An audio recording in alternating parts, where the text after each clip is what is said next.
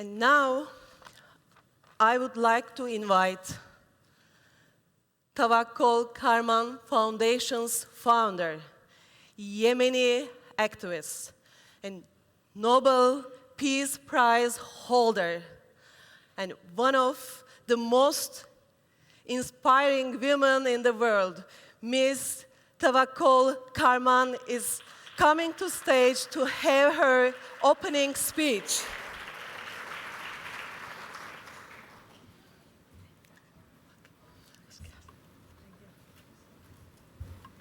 Assalamu alaikum wa rahmatullahi.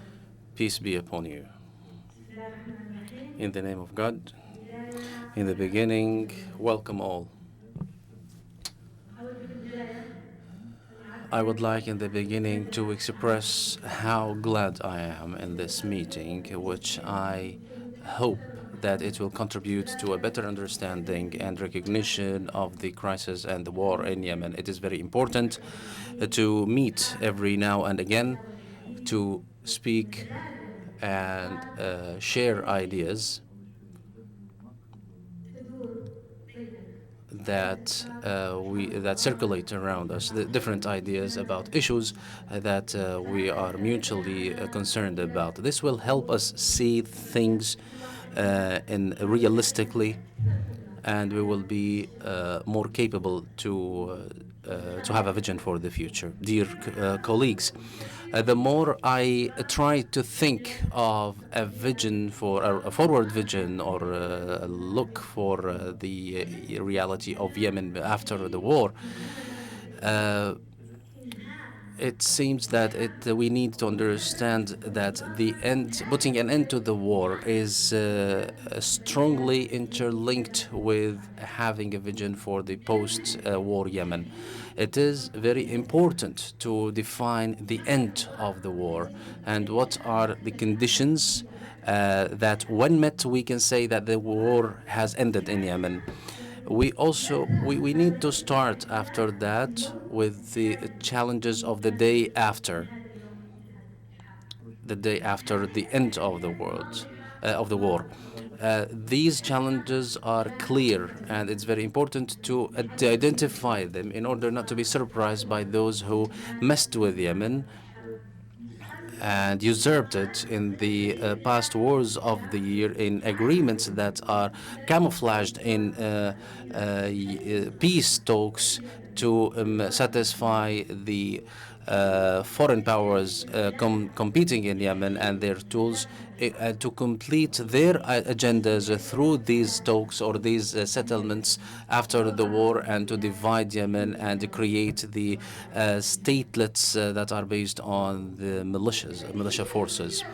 The Houthi militia, which started the war and made a coup against the state, the war in their mind will only end when they impose their control by the force of weapons and to have their own state and controlling the community and controlling all the resources and the institutions of the state, including educational institutions and life in general in Yemen. It is a movement that doesn't show any flexibility to accept any kind of political settlement in which it will be one of the components of the community and one political party that represents a part of the community. For Saudi Arabia, war will be ended if its management of the war in Yemen were reflected in partial agreements that serve its interests in a state that is nothing like a state. And in terms of the impact or the influence of the war in Yemen on its national security and to putting an end to the threats that come from Yemen to Saudi Arabia, as it claims, as well as controlling the wealth that Yemen has and the strategic geopolitical position that it has. And this will lead to that Yemen will remain in division and internal conflicts in Yemen. For the United Arab Emirates, the war will be ended for it if it supported the militias that are fighting in Yemen and that now are having their own zones of influence through partial agreements that they reached together. All of these so-called ends of wars will not put an end to the war, but actually will add fuel to the fire and will increase the suffering of Yemen. The war can never end in deals struck by the warlords inside Syria with the support of their foreign backers. The backers who are interested or keen on their interest, and they don't want to get to have Yemen after the war one unified independent state that has the capabilities for stability and peace. The war can never end by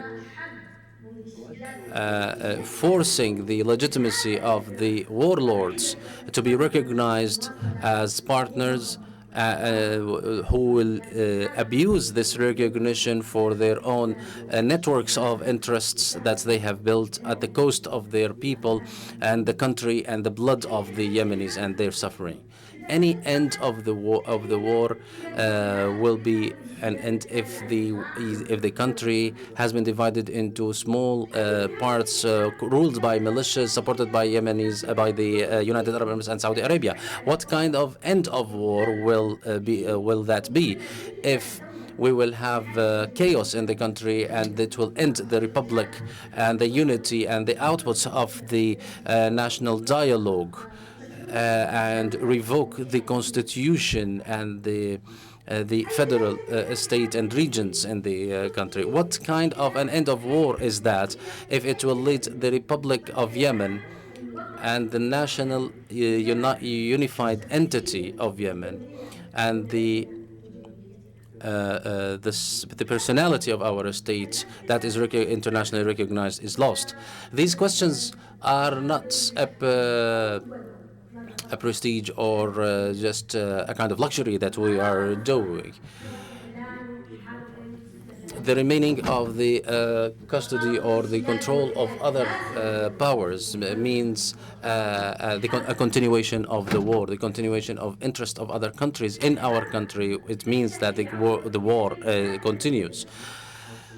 The war will end by bringing Yemen back together, not by dividing it. The war will end when the Republic of Yemen, that is completely sovereign and that has full control over all the territories from Sada to Al-Mahra and from Sana'a to Sayoun and from Socotra to Aden and from Bab el-Mandeb, and every corner of the Yemeni territories is under the Yemeni authority. The three terms of reference are not cards that can be overlooked, and the implementation order to strike peace settlements outside these terms of reference. They are parameters for coups, and they prevent the state to come back. The terms of reference represent the Yemeni people, and it is a guarantee for them to get back to peace. Our discussion today will revolve around this with a forward-looking vision to the post-war Yemen, based on our understanding of the realities on the ground and the complexities that we have, and what that requires from us to do in order to overcome all of these obstacles to prevail at the end of the day. Dear colleagues, as you all may know, Yemen was about to make a referendum on the new constitution and to hold presidential elections and parliamentary elections based in accordance with the new constitution. It was a matter that will lead the democratic transition in Yemen forward, and it would have given the Yemeni process more factors for development, improvement, and positive work, because we know our country well. And usually when there is a fight or a conflict on authority or on power, it reflects badly on the people. So we want to fight for a pluralistic country that respects the rights of their citizens and prevents violence and oppression against people. We can summarize what has been happening in Yemen briefly. In the beginning, there was a quartet alliance against the revolution. It included the Houthis, the Ali Abdullah Saleh, Saudi Arabia, and the United Arab Emirates. This alliance aimed to destroy the outputs of the February revolution. Then there was an alliance between Ali Abdullah Saleh and his party and the Houthis, who took over Sana'a, and that it was okay to move forward after Sana'a, given that these forces do not reach Aden. Later, the local partner, who are the Houthis and the Saleh, they crossed the red line that the leadership of the counter-revolution in Saudi Arabia and the United Arab Emirates has put for them,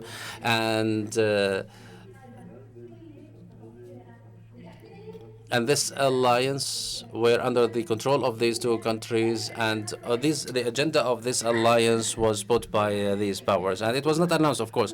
The announcement was, of course, to support the legitimate governance and bringing it back based on the three terms of reference. But what was not announced, or which was not declared, the real aim of this alliance between Saudi Arabia and United Arab Emirates is making rebellions and coups in every governorate in Yemen, and to empower those militias who are funded and administered solely by the Arab coalition.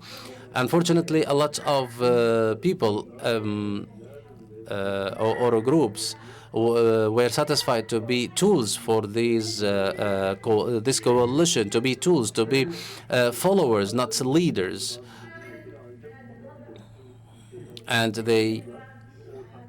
because of of course, within this context, some slogans are being declared, like the entry to Sana'a and toppling the coup and bringing back or gaining back the institutions of the state, without any real solutions to amend this problem between the state of Yemen and the Arab coalition. So we need to put an end to this messing up that affects our current reality and the future. The liberation of Sana'a starts with the liberation of our national decision, and the toppling the coup of the Houthis start with the liberation from the Saudi and Emirati control and influence over our country. Actually, it will be. We won't be able to gain back our country and our state if we are completely under the authority and control of Saudi and United Arab Emirates. The UAE and Saudi Arabia deformed the war against the Houthis, and it is no secret if I say that the militias and the forces created by the Arab coalition have enmity against each other that is more than the enmity they have against the Houthis. They prefer to have the Houthi controlling Sana'a rather than being liberated by the forces of the National Army, which are stereotyped and labeled as the forces of Al-Islah Party. What happened is that Sana'a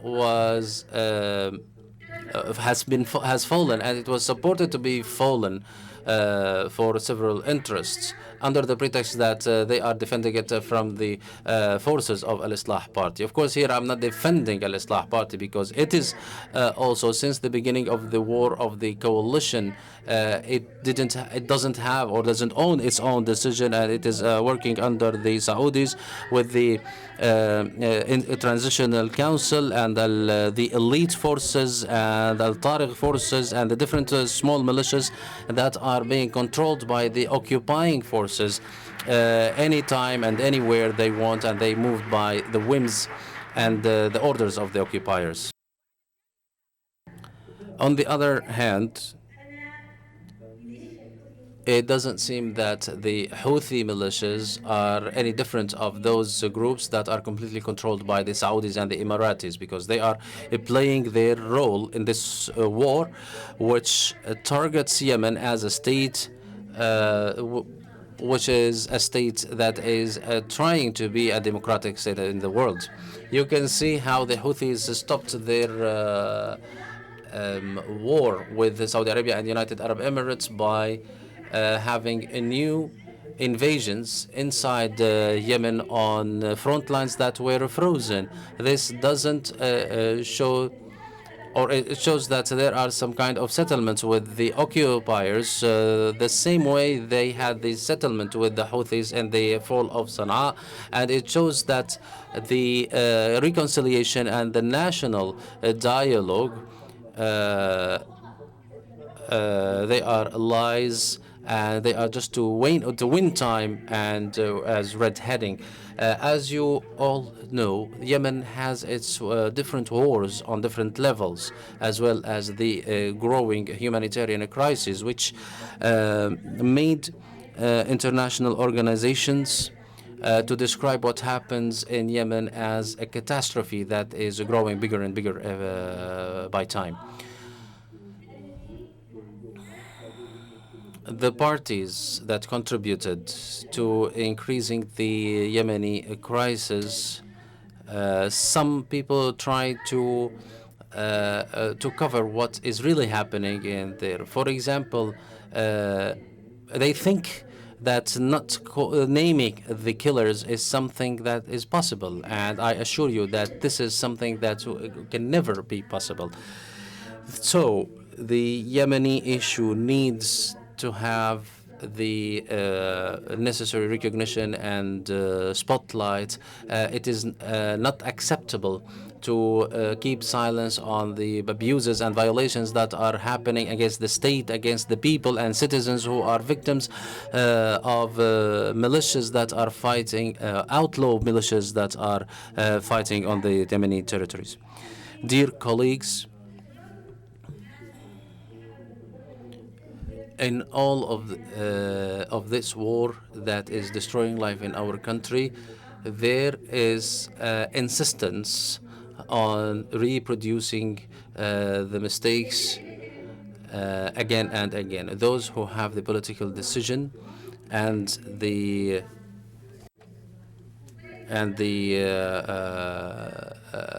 control over the country, they must be held accountable for what is happening in the country. It is a pity that the Yemeni legitimacy is dealing with all of these backwardness as if it is something that is not one of its responsibilities. It is a shame indeed. Let me say here that the legitimacy became a tool that legitimized the occupation of the foreign powers.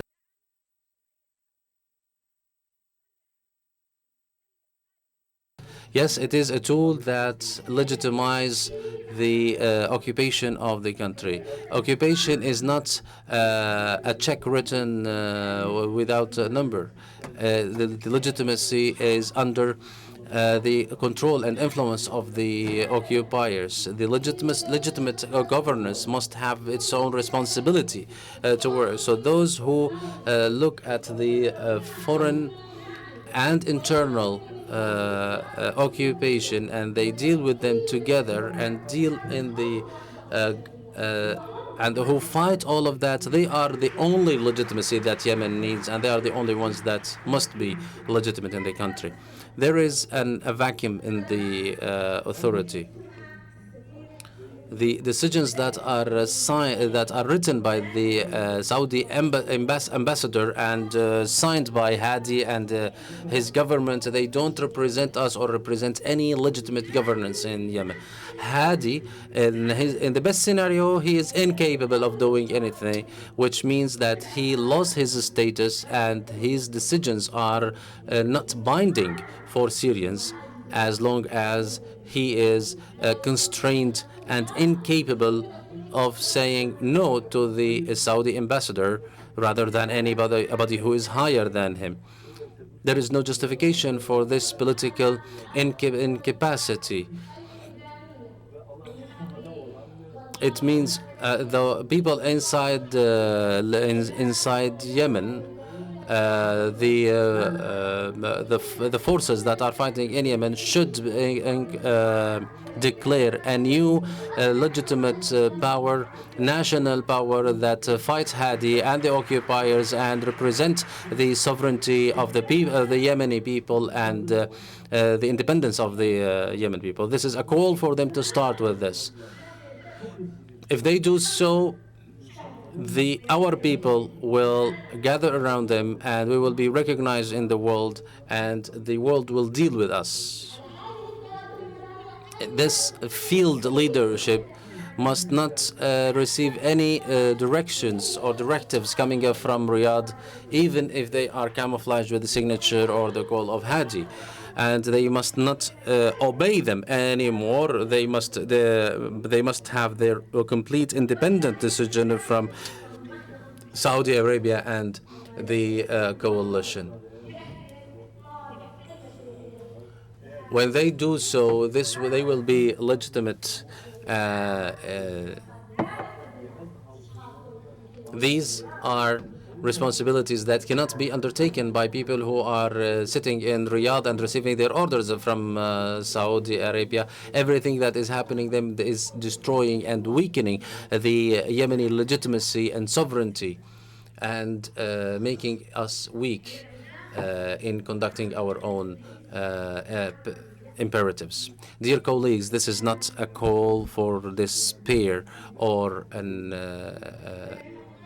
anything like that, because the victories the coalition, the Arab coalition, is achieving in Yemen are fake gains, because the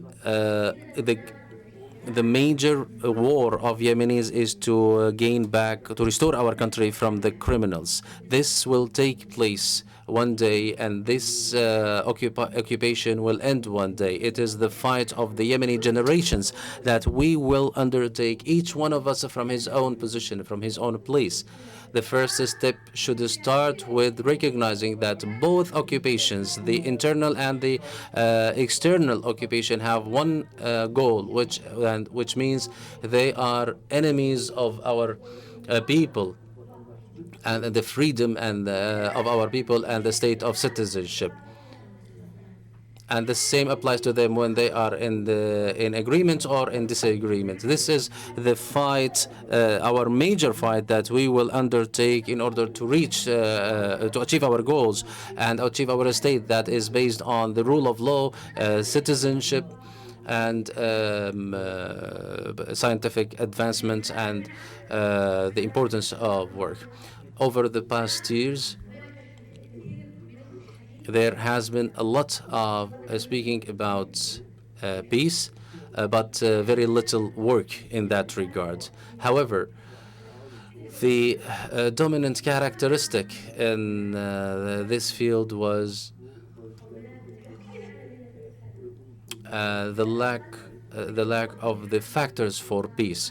There was there was confusion between stopping the war and building peace. Of course, stopping war is only one step to build genuine and sustainable peace.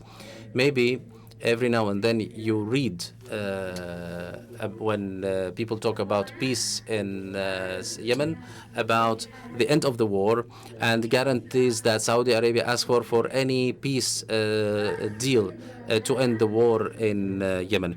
Saudi Arabia asks for the security of its borders and not to launch any rockets from Yemen to the Saudi territories. Of course, these demands has nothing to do with the reality. Saudi Arabia administered the war by putting Yemen under its control, a divided, fragmented Yemen that it is controlling with controlling the parts as it controls any herd.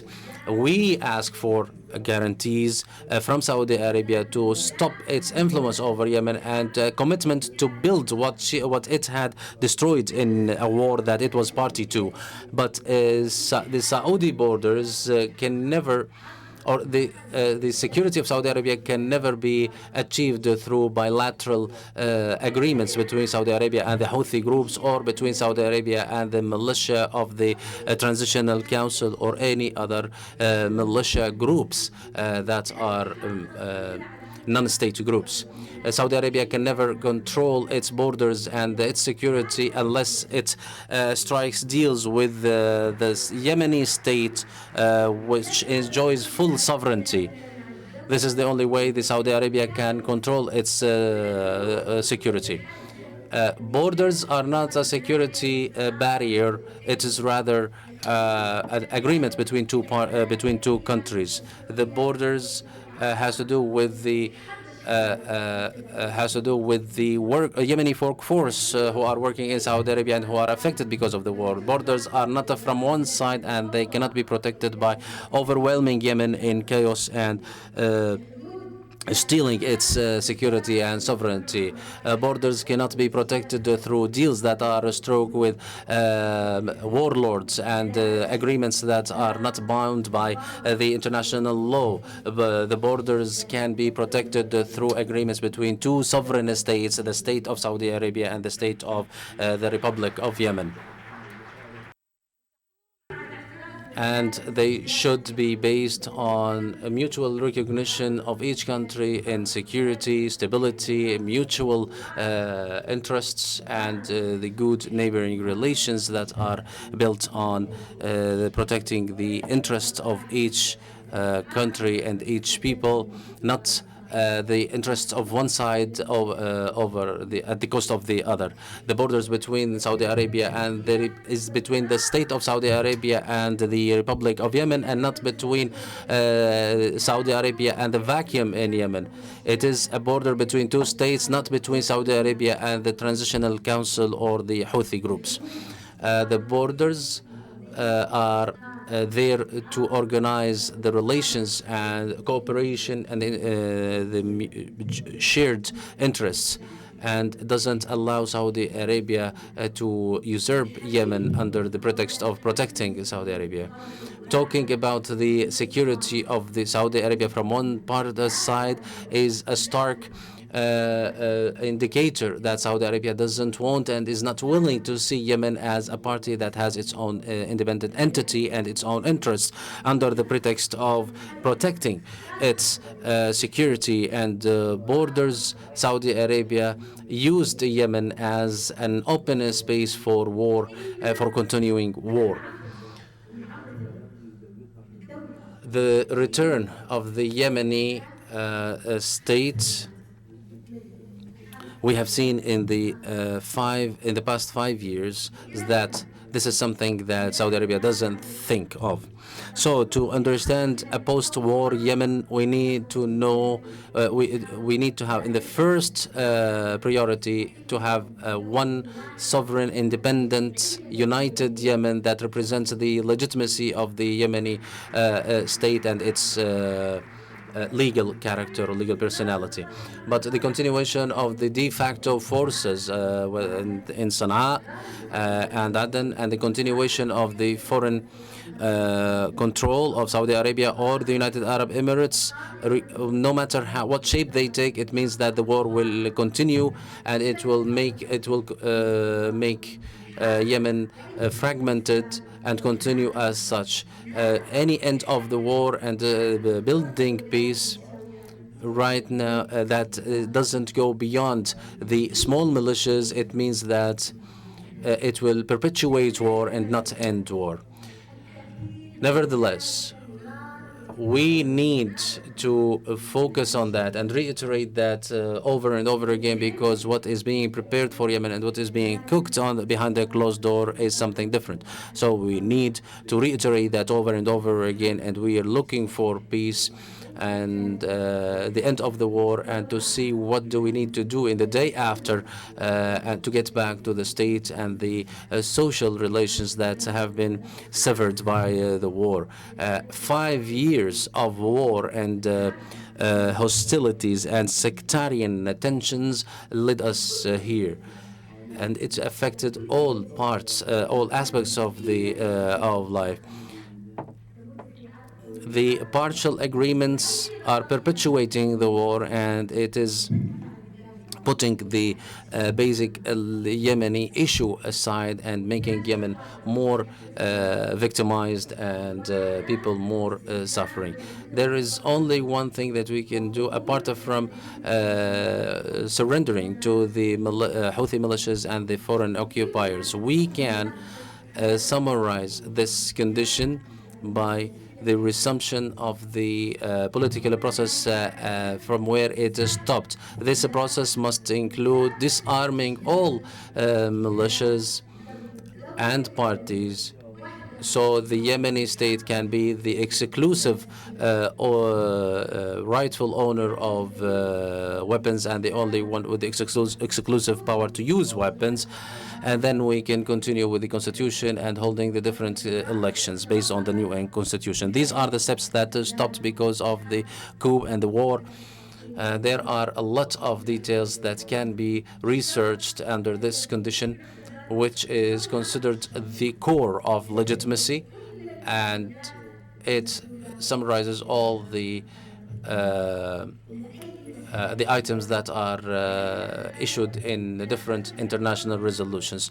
Apart from that, all other efforts are only efforts to control Yemenis under the de facto forces that are controlled by the Houthis and the Saudis and the Emirati occupation. Anybody who calls for that track, it doesn't mean that they are calling for peace or doing a favor for the Yemenis. They are rather making or sowing the seeds of an non-ending wars and conflicts. We are in the 5th year of a war that we don't see any end of it in the horizon. Nevertheless, I trust the ability of our people who will not accept to be enslaved by the Houthis or by the foreign powers or occupiers. Yemen cannot be enslaved and cannot be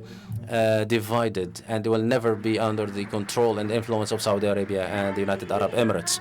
These are the facts of history, and we will repeat these facts with our resolved ability and our commitment and affiliation to Yemen, as well as our sacrifices for it. A democratic, republican Yemen for which our founding fathers fought and reached this country, and for which our people in the Revolution of February sacrificed in order to get there and to cross with the people to this dream. The dreams of people can never die, and the revolutions of the people can never be forgotten, and the sacrifices of the people can never be forgotten. In conclusion, I would like to thank the guests who came from outside Turkey, as well as those who came from within Turkey, every single one of them, especially Dr. Ahmed Tama, the Prime Minister of the interim Syrian government and a member of the Negotiations Commission. I hope Syria will be independent and free.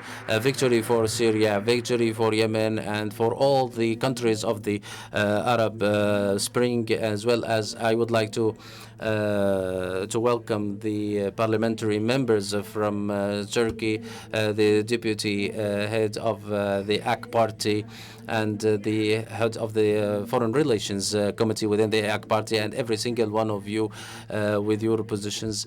And I don't want to forget to thank and express my gratitude to the leadership of Mutawakkil Kerman Foundation, the manager, Ms. Junaid, and her team. Thank you very much all, and peace be upon you.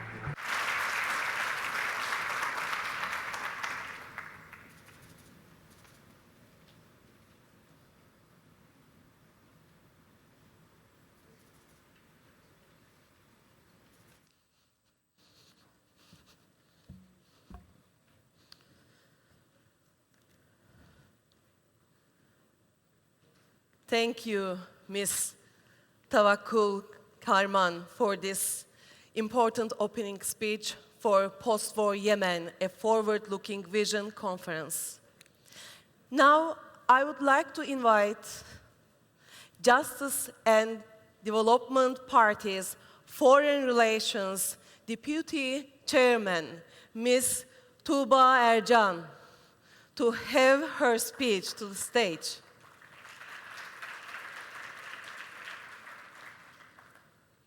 Hoş geldin.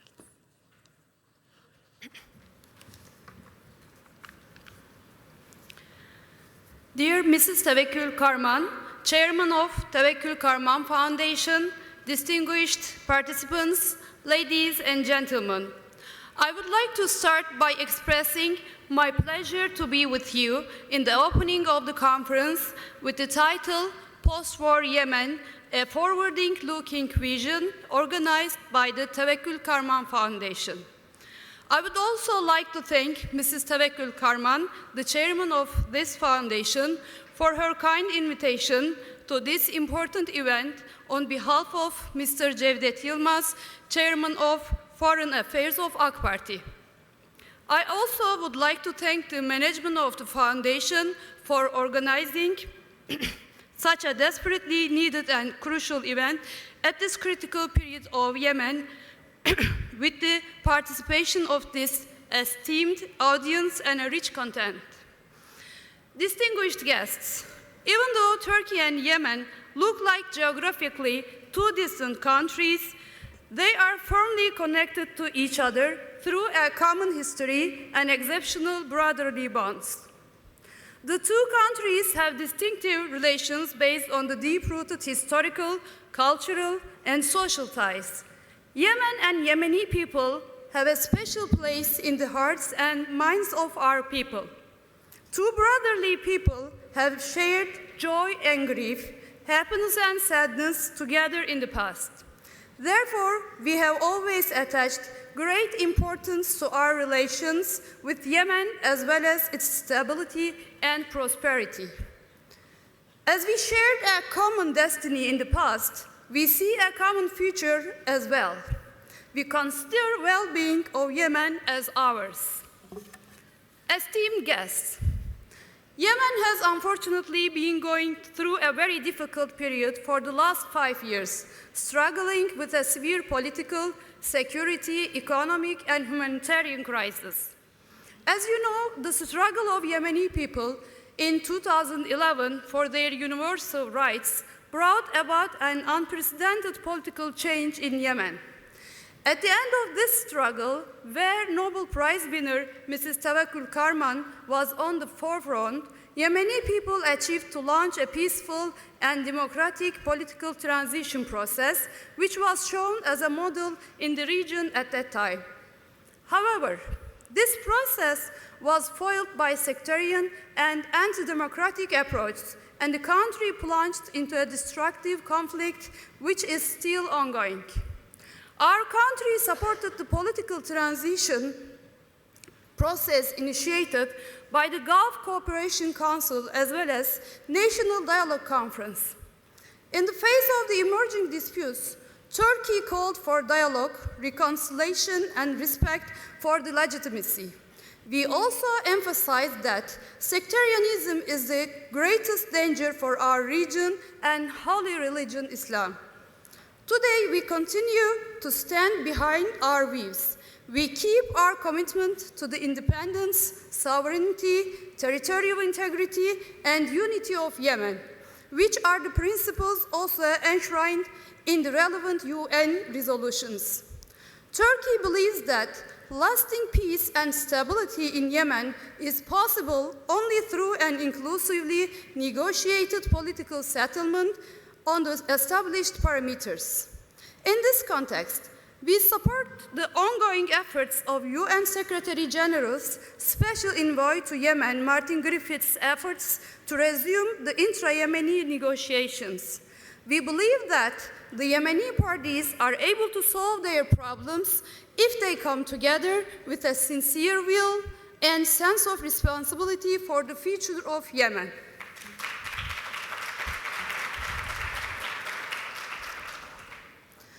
Resolving this crisis is indeed an ever-pressing urgency, taking into consideration the humanitarian suffering.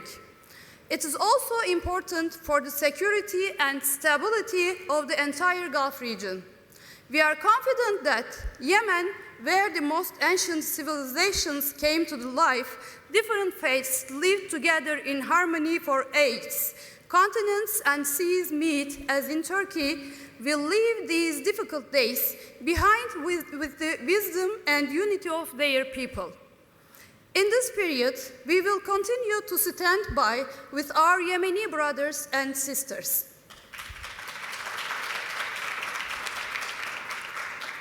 Distinguished guests, the most important and painful dimension of the conflict in Yemen is the resulting humanitarian crisis. According to the UN, Yemen is facing the greatest man-made humanitarian disaster in the modern history, where thousands of people have unfortunately lost their lives due to conflicts, famine, hunger, and disease. From the beginning, Turkey has made every effort to help alleviate the suffering of the Yemeni people. TİKA and Turkish Red Crescent Society have been keeping their active presence in the field despite the difficult conditions. We have sent several emergency assistance batches from Turkey. We provided support in the fields of health and education. We opened field hospitals in Aden and Taiz Turba last year. We made contributions to the humanitarian work of the international institutions. We will maintain solidarity with our Yemeni brothers in the coming period. Ladies and gentlemen, before I end my words, I would like to express my wish for Yemen to achieve peace, prosperity, and stability soon. I would also like to reiterate that government and the people of Turkey will continue to stand by Yemen in this critical period. Lastly, I wish success to this important and timely conference. Thank Tevekkül Karman Foundation for inviting me, and I also thank the esteemed guests for paying attention to my speech. Thank you very much.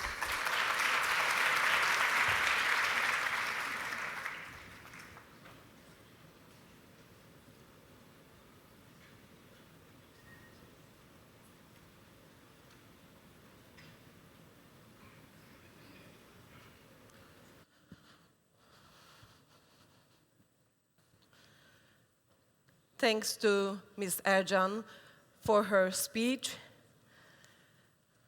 Now we are ready for first session. Our title will be Possible Scenarios for the End of the War, the Form of the State and System of Government in Light of the Perceived End of the Existing Conflict. Our moderator is Lucy van Olden Barneveld. I invite Ms. Alden Barnewell to the stage. Great, thank you. For the first session. And I hope that my pronunciation is properly. Perfect. Lucy Van Alden Barnewell. Yes, thank you very much. Thank you. Thank you. Thank you. I'd also like to call up the panelists, if you would come on up here now. Come forward, and then we'll talk a little bit more about this very important topic. Please. Yes. If you wouldn't mind taking your seats. Awesome. There we go. Ibrahim, there's John. And Mr. Marwan Al-Ghafouri, are you there? Hello there. Excellent.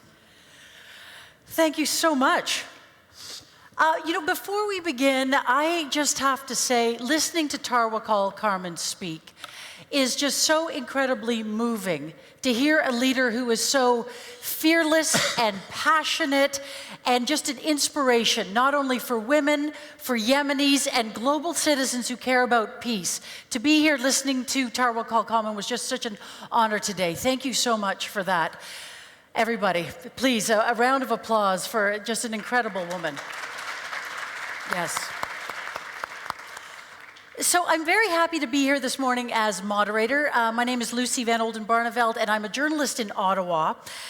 This panel has a big job ahead of it over the next 90 minutes or so. We're going to help imagine and map out what an end to the war in Yemen might look like, how it might happen, and how it would be governed. So we're very fortunate to have this very esteemed and wise group of people here today to speak to this. So let me briefly introduce our panel. They will speak for 10 minutes each. Once they're done, we'll discuss their ideas on stage, and then we're going to open up the floor to you all for questions and comments. So please start thinking about your questions already, because we'll be calling on you. We need your input. Alrighty, so we may not know exactly when the war in Yemen will end, but we do know that this community will be ready with a plan for when it does. And just looking around at all the young faces, the youth in this room, that is the embodiment of hope and inspiration. So I think we'll be in very good hands here. So thank you. With that, let me introduce to you our panel. Ahmed Al-Said, a diplomat and academic, the former permanent representative of Yemen to UNESCO. Ibrahim Khatami, political analyst and activist. John Peterson, historian, political analyst specializing in the Arabian Peninsula and the Gulf. He's also affiliated with the University of Arizona. And then Marwan Al-Ghafouri, who is a writer, a cardiovascular doctor, a novelist, and a political analyst. Okay, so why don't we get started if we could? I'll call on you, Mr. Al-Sayed, for your 10-minute opening remarks. Thank you. Thank you. Thank you so much. And there's a clock for you there. سيدات والسادة أسمع. Ladies and gentlemen, let me greet you all, and I would like to thank to our sister Tawakkul Kerman and all the workers, female and males in this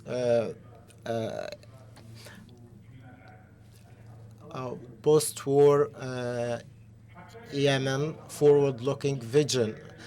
I think, brothers and sisters, this destructive war, which destroying the civilization of a great nation, should be stopped. The conflicting forces should go away and leave the people of those of this nation or Yemeni people to solve their problems and draw the right plan, the plan that they think it is right for the future and the present of Yemen. This war, as we remember all, we can document that it started the 26th of March 2015.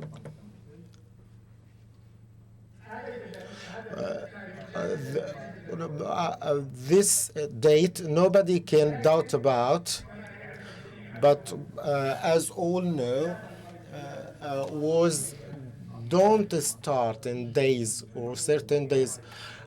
Wars are always planned for. For this reason, if we want, how can this destructive war could stop? We should know how it started. Concerning the date of the war, we all know this. When the Saudi aircraft started to strike not only the army of Yemen, but also destroying the infrastructure for Yemeni people and their collective memory and the heritage of Yemen, the material and the non-material, and all the sites that are recorded as important heritage in the worldly, globally known. We know that the third aluminum started with a financial crisis, and there was a question raised: how can we prevent this destruction? How can this military making of weapons? And they were telling that we need to make deals if we want to make more weapons, and we should look for igniting wars here and there.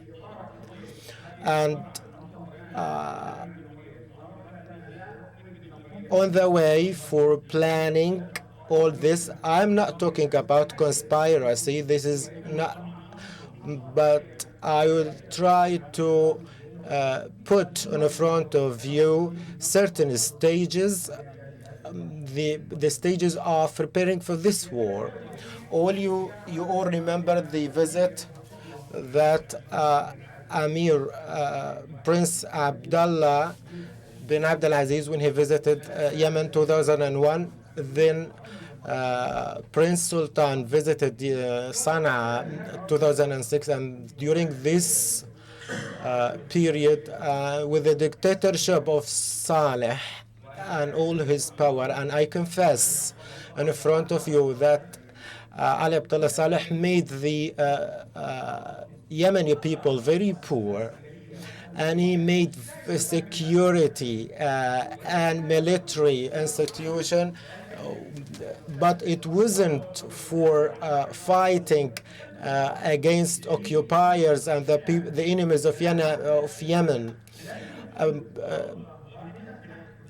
We have an evidence for this, that during 33 years he didn't shot a bullet against any of our northern border. He didn't think of this. These forces were there, and the security or intelligence departments explained to the Saudis that we cannot destroy the Yemen unless we do what Saddam has done in 1990, and preparation continued, but the decision of war hasn't been made because the Saudi house was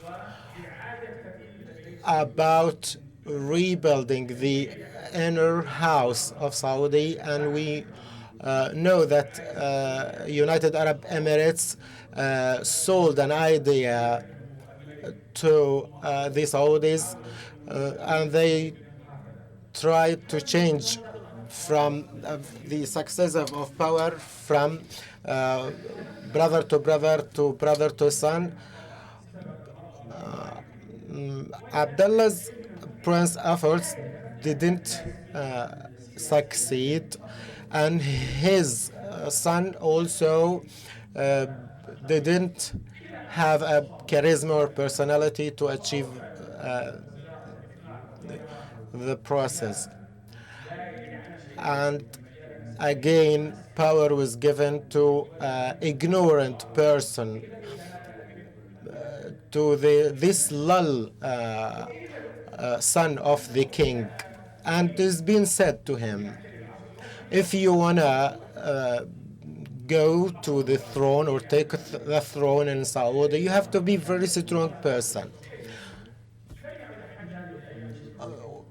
They told him, you have to take out your sword. But now there are no swords. But he started sending his aircraft to bomb Yemen. At the same time, the Arab Spring Revolution started. I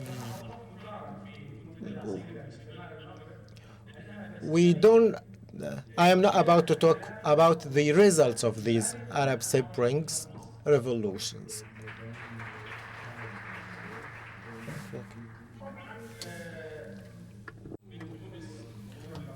Of course, from Tunisia to Cairo to Yemen, and the revolution of February in Yemen was distinguished in different issues. For example, not a single dagger was raised, not a single shot was, or bullet was shot, but to the high skies we raised distinguished and demands in citizenship, freedom, justice, the fair distribution of power, and ending corruption, regardless what institution is involved in corruption. Linking these basic issues are not limited about toppling Ali Abdullah Saleh, the head of the regime, but the entire regime of Ali Abdullah Saleh, or the system that Ali Abdullah Saleh created.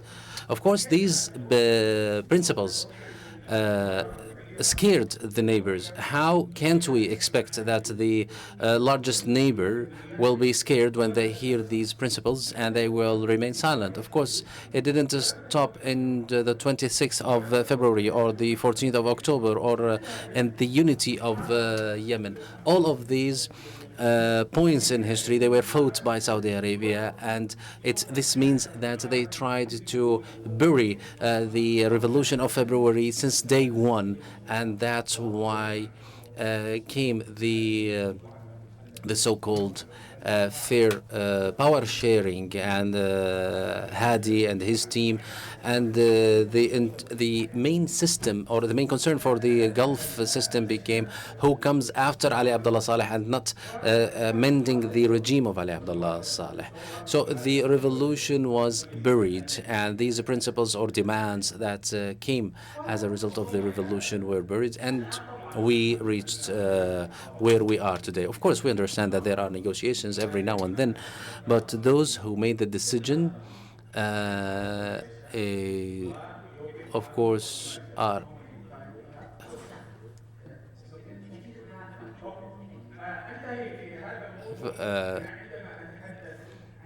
when I'm talking about the Yemeni-Saudi relationship, I always remember what a very excellent artist said, that we are building the palaces and you are digging for us the tombs. We are approaching you as a friends and you are attacking us as enemies. And between friendship and enmity, there is a huge gap of tears and blood. And this poet, or Gibran Khalil Gibran, says,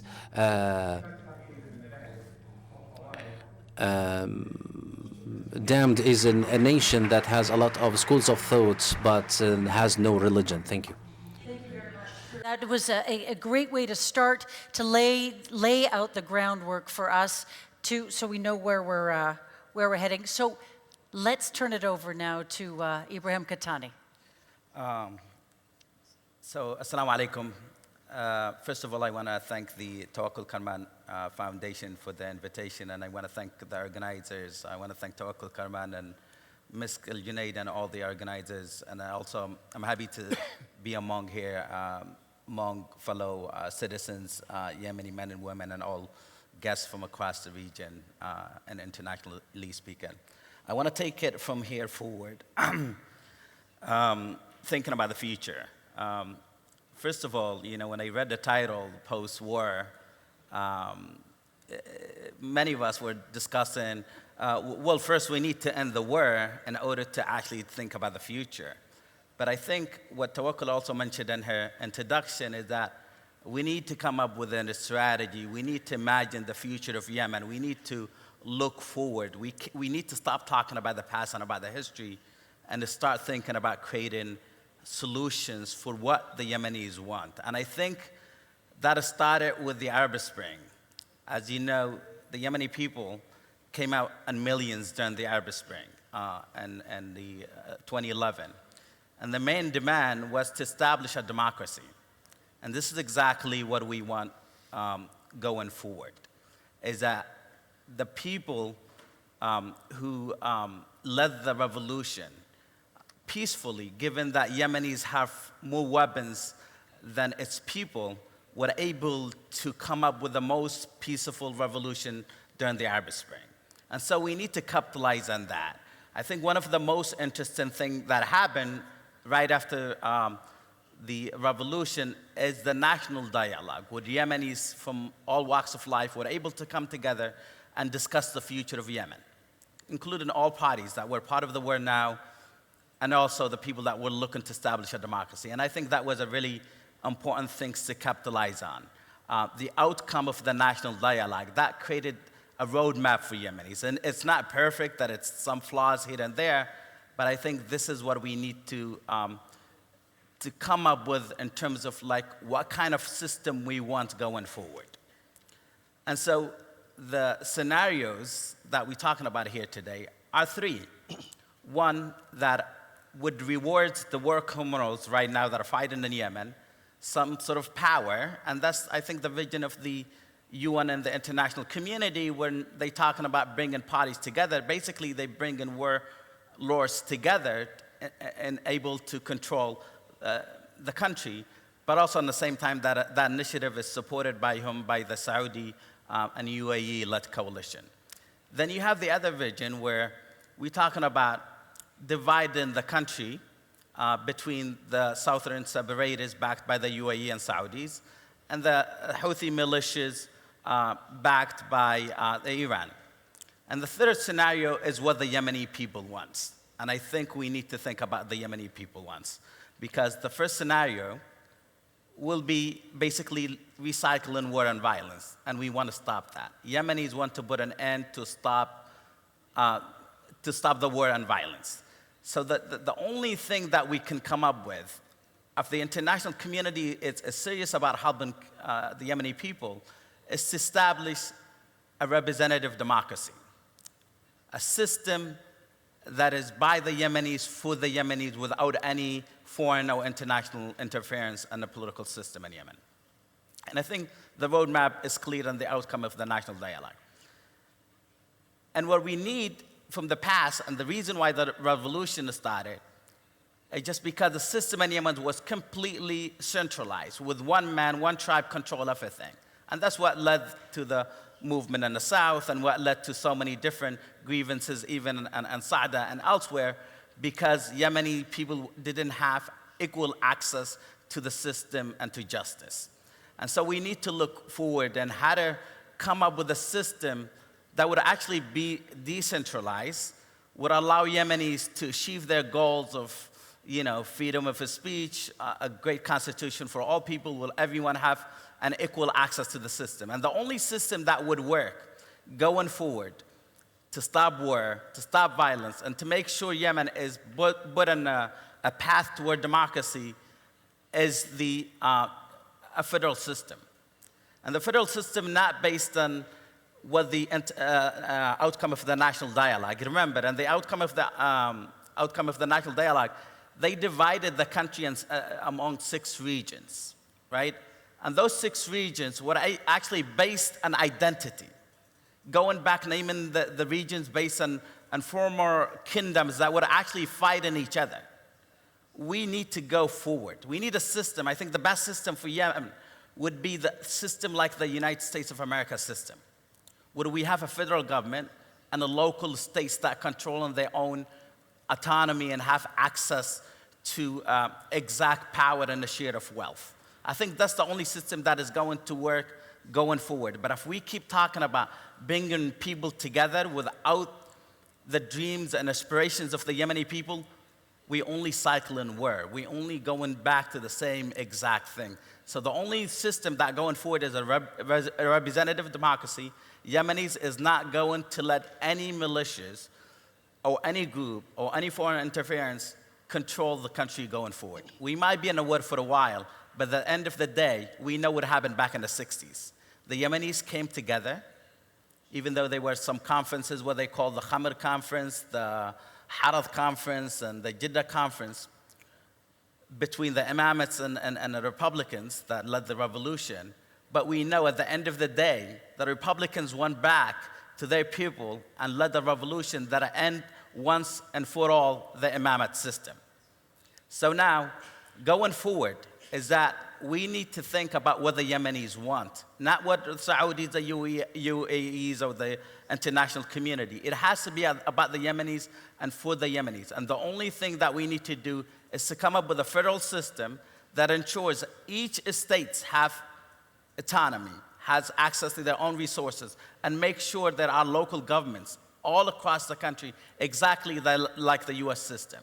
The US system works so perfectly, and I think it would work for the Yemeni people. Any other systems would only create more wars and more violence. And I'll stop it here, and I'm looking forward to a discussion. Okay, thank you very much, Ibrahim Katabi.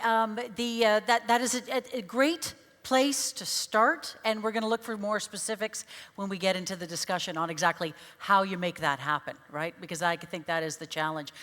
John Peterson, you also have some thoughts on how Yemen might be governed going forward in a post-war time, so take it away. Thank you. I'm very happy to be here, and thank you for inviting me. And my apologies for speaking in English. I wish I could, my Arabic was better, but here we are. And I kind of wish I went before Ibrahim, because he's said a lot of the things that I would have intended to. I don't know whether this war is about to end or there's going to be significant progress in it. The words that come to mind to me are war weariness. Are the parties concerned so weary of fighting the same thing over and over that the costs of continuing outweigh any advantages in doing so? I don't think that the war is going to end soon, but I do think there is a glimmer of hope, at least, in something resembling ceasefire, interim ceasefire, in which talks can begin to take place and to take precedence. Does that mean that there will be a united Yemen in the near future? I find that hard to imagine. There are three systems of government that operate in the world today. The first is unitary, in which the central government holds nearly all power. We don't have that case in Yemen. We don't have it in many states. The second is federal, in which there is power sharing between a central government and the individual states. The third is confederal, in which largely autonomous states or regions hold power with a very weak or restricted central government. Often confederal arrangements lead to federations, to an active federal government. There are numerous examples of this happening. The Swiss Confederation, despite the official name of the country, is now a federation, but it took centuries for it to achieve that status. If we look at other examples around the world, there's Malaysia, in which a federation of different states in the Malay Peninsula, organized with Sarawak and Sabah and Singapore for a time, to create a country which has not only the state governments that have their own hereditary leaders or governors, but a national government with an elected assembly and a prime minister. Closer to home, the United Arab Emirates, which began as 7 independent, certainly in technical, internal terms, independent states that were banded together in a federal union, but jealously retained as much sovereignty as they possibly could for such a long time. It took more than a decade for the armed forces of each of these individual emirates to be merged into a single armed force, for example. The European Union is perhaps another example in which individual states have created a federal structure with a central government that carries out many of the functions that are necessary. The problem with applying these kinds of models to Yemen at present is that we do not have states, federal states, mini states, whatever you want to call them. There are no systems of government. The central government is broken.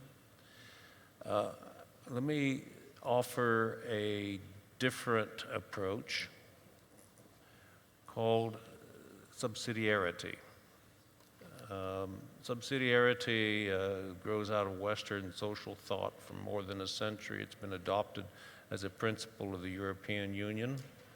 The Oxford English Dictionary defines subsidiarity as the principle that a central authority should have a subsidiary function performing only those tasks which cannot be performed at a more local level.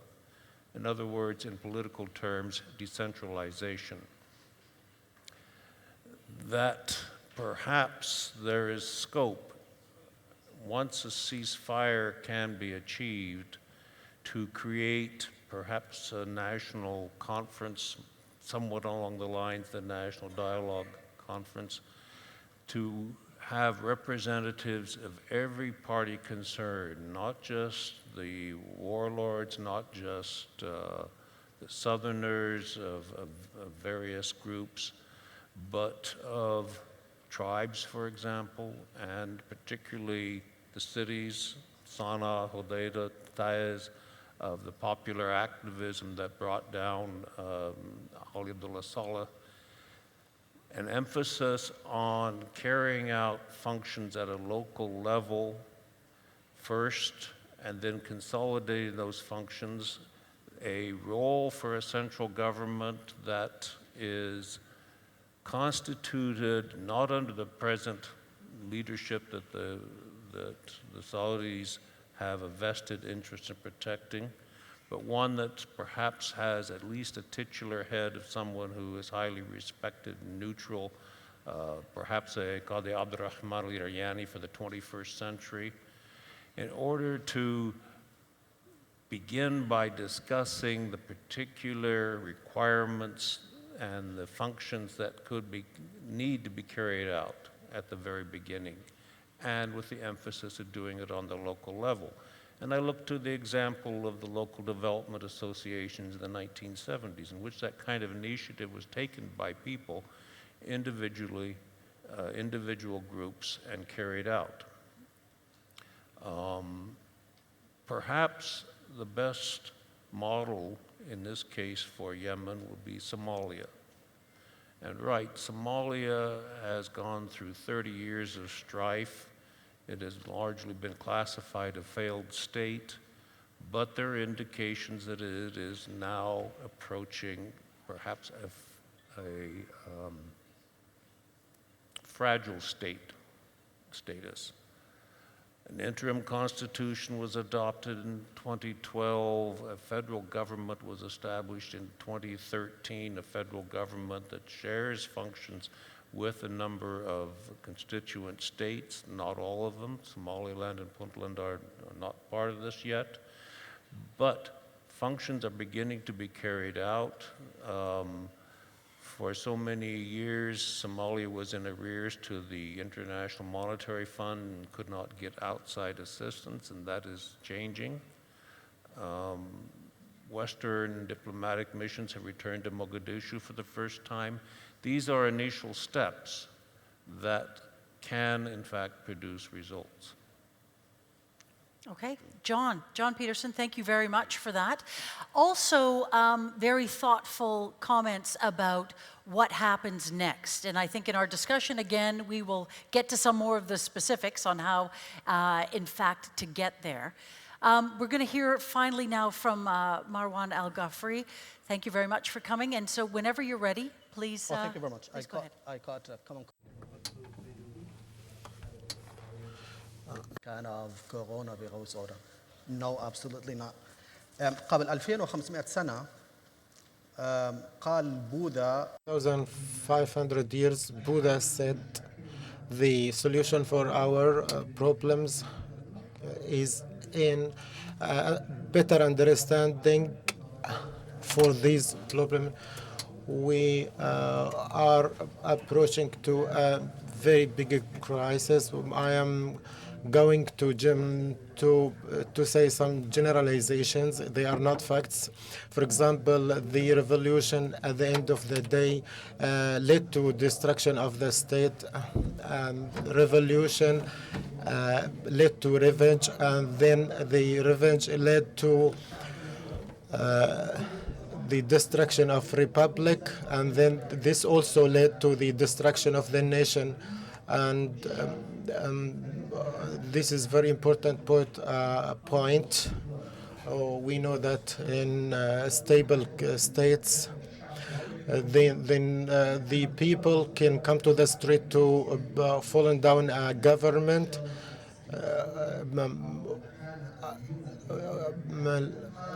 This means that the states bureaucratic states, if they clash with the people, this will lead to the destruction of the state. My friend mentioned that the sectarian conflict in our community, we have to confess that the hypothesis that the Yemeni country also coming from a conflict, an inside conflict, and because the Yemen is coming out from war, we have an inter or an in conflict. We would like to deal with all the scenarios, the possible scenarios, the real problem with the revolution, the centralism of revenge in the individual and the community. And 2008 revolution, it was a revenge revolution, telling that the fathers were defeated, and we are going to take revenge for the defeat of my fathers. When the project of republic was destroyed in conspiracy with militias, sectarian militias, and because of this revenge of this revolution, Houthi, because of this revolution, it is a revenge revolution in the history of Yemen and the life of Yemen as individual, as community. It is very complicated issue. The revolution is not an intellect evident, and this led to a destruction in the country, and this also led to a space. The Yemen also moved from being a state with sovereignty it moved from a truth to an idea, and we were going to imagine what this idea will be after being it's a truth. There is an English poet says the best solution for the human problems, or that man shouldn't be born, but as if he was born, we have to deal with the difficulties of life. And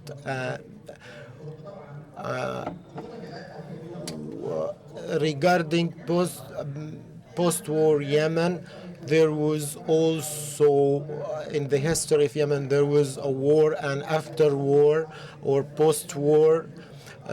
Those periods of 10 years, there was always war and post-war, war and post-war. And there is a journalist saying, every time I visit my grandmother, she always asks me, when will the war end? When will the war start? These are the questions that keeps asking them. And we have a problem in the national identity. We have now gone into the problem of Arab nationals, but this nation project has fallen. Thomas Friedman noticed this as he said in 2013.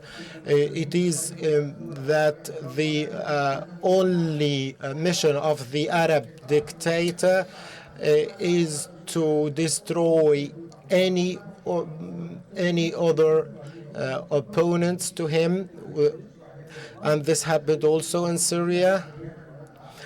Post-war Yemen is a very important question. What was the shape of Yemen before war, and how it is going to be post-war? We think that the Yemen Republic may shrink in the future, as it happened before, to a smaller state. The other possibility is that Yemen may go into unfinished series, which that Houthis have control over the whole country, and they impose their vision and their view on the whole country. There are families left Iran in 1979 after the revolution in Iran, and when they were on a plane, they were talking that this revolution will end in 6 months. But they are still waiting till now. The other criteria is Donald Trump criteria, whether that after war or post-war, what happened according to the Americans and the Afghan people when they have an agreement at the end of the day. We have decided to forget all about the Taliban USA agreement. The other pattern is the proceeding frontiers. That's to push, for example, the borders to other borders and keep pushing these borders for finding better markets. And UAE, United Arab Emirates, and Saudi also is doing the same by pushing forward their frontiers, and these are what may become in Yemen. And also we may go back to 2 states of Yemen, the 2 parts of Yemen that before the unity of Yemen, the southern and the north of Yemen. This is also a possibility. I think we hope we can have the Yemen that Ms. Tawakkul Karman has imagined. We have now heard the history. We've defined the problem, and we've heard the dreams of what a post-war Yemeni government can look like. So now I'd like to get to some specifics, if we could. So how do we get from where things are now, war, to representative democracy? There seems to be quite a gulf there. So if you can be as specific as possible, giving examples of how you get from here to there, how you get away from Saudi and UAE influence, how do you put power back into the control of Yemeni people themselves? So if you could give us some specifics on how that happens. Ibrahim, I would like to start with you. Well, first of all, make no mistake that that the condition that is being created today is to drive away from peace and achieve a true federal and a political system. What I mean by that is that the condition that the Houthi militias created in the north, and the condition that the Saudi UAE-led coalition created in the north, is driving us away from peace. What we need to do is to basically, the Yemenis have to resist. We need to resist any foreign intervention. We need to come up with our own system. The legitimate Yemeni government is either you in or out. You can't just be living abroad for 5 years and thinking that you have the full control of the people of Yemen. Legitimacy belongs to the people, not to a president or a system that actually exists outside the country. That's one thing. We need to make sure what we're going to do with the legitimate government. The Yemenis are actually still holding on to the legitimate government because they don't want to give militias the authorities, and that's the reason why we still hold on strongly to the legitimate Yemeni legitimate government, but it's being used as a puppet to basically carry out the plans and agendas of the Saudis and the UAE. What we need to do is to make sure we have to have some sort of, to confront the Houthis and the southern militias. We cannot have militias and a government. So one thing is to do, we need to fight back. The Yemenis need to come together and create coalitions of people, politicians. No one can stand in the way of the people. Yeah, it is difficult right now. It's hard to basically bring the country together. But once a real movement is started, like we did in 2011, we can achieve those goals.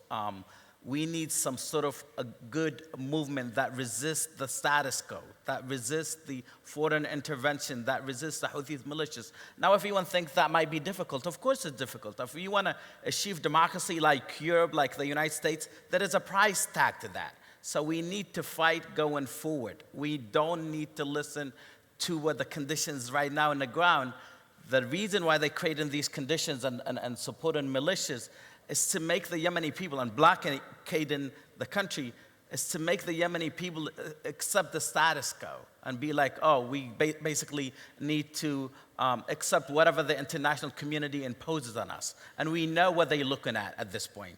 They want to bring warlords and militias that serve the agendas of outsiders and not the agendas of the Yemeni people. So we need to rethink and a new strategy and how to achieve the system that the Yemeni people wants, which is a real, true democracy for the people, by the people. And that's creating a constitution that makes sure everyone is treated equally, there is equal access to the system, there is the resources to be divided among Yemenis, and a federal system where each state or provinces have their own autonomy under one federal system. So the steps that we need to take, resistance is number one. Number two, the international community is either with us, assisting us and facilitating, not imposing their own agendas on us, or letting us leave our own revolution until we bring the country back together. I think that's how Thank you. Yes, go ahead and applaud. I hear an urge to applaud there. Mr. Al-Sayed, you want to jump in? شكرا جزيلا. حقيقة في اعتقادي Thank you very much.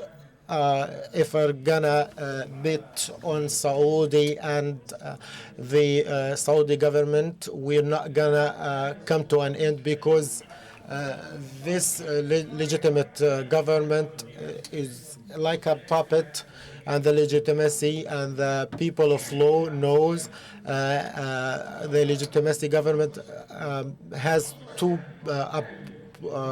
points. The popular and the law side.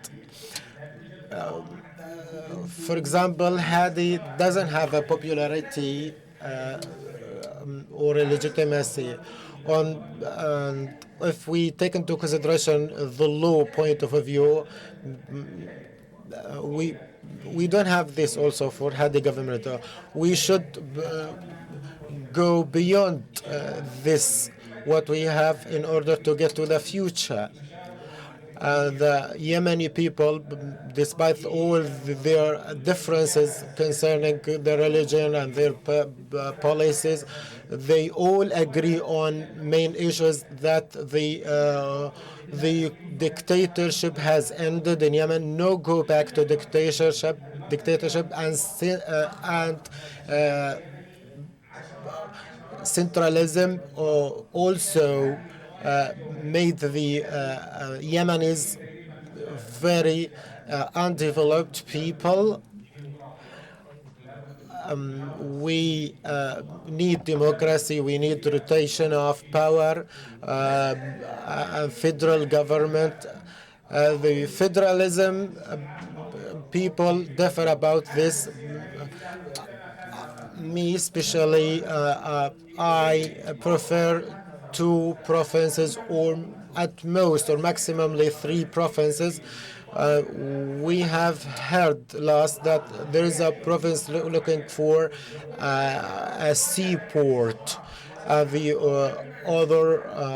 other province saying that I am living in a desert, I don't have people. And we have the third one, which is doesn't have the components of a province. Question?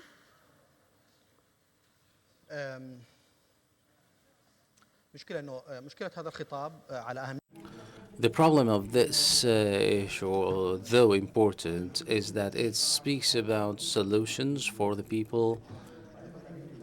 And the old definition of the state is a region, state, and people and sovereignty. We don't have one identity. We don't have sovereignty, and the borders are dynamic. So we will not have soon a shape of the state. So the best modality for controlling countries is to have institutions, rights, and peaceful sharing, power sharing. The problem in Yemen is that it is more complex, and those who are imposing the factors is the Houthi group.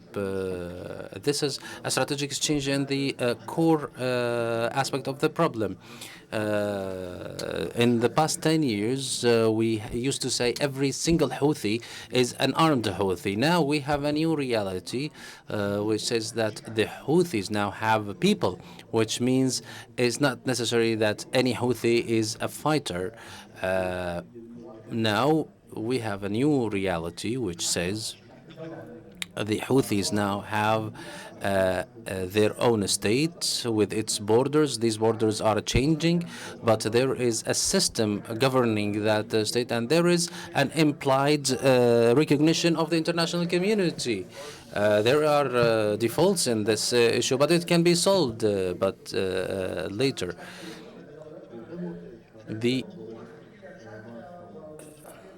In the international law, there is no an international system that works in harmony that is called the international system or international community, but it can deal with these issues. So there are these Houthis now. They have a number of laws as well issued in their areas.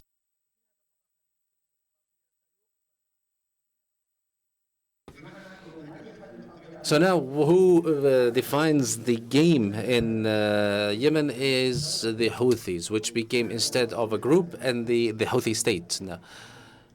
On the other hand, there are attempts to contain or hold the reins of these groups. But this group doesn't have is not unified. It doesn't have centralized creed. It doesn't have a leader, and it's the geography that the Houthis are present. They don't have any central leadership, and they are following the Marxist model, which makes it very difficult to deal with us. So this will lead to unending conflicts, which will make everybody exhausted.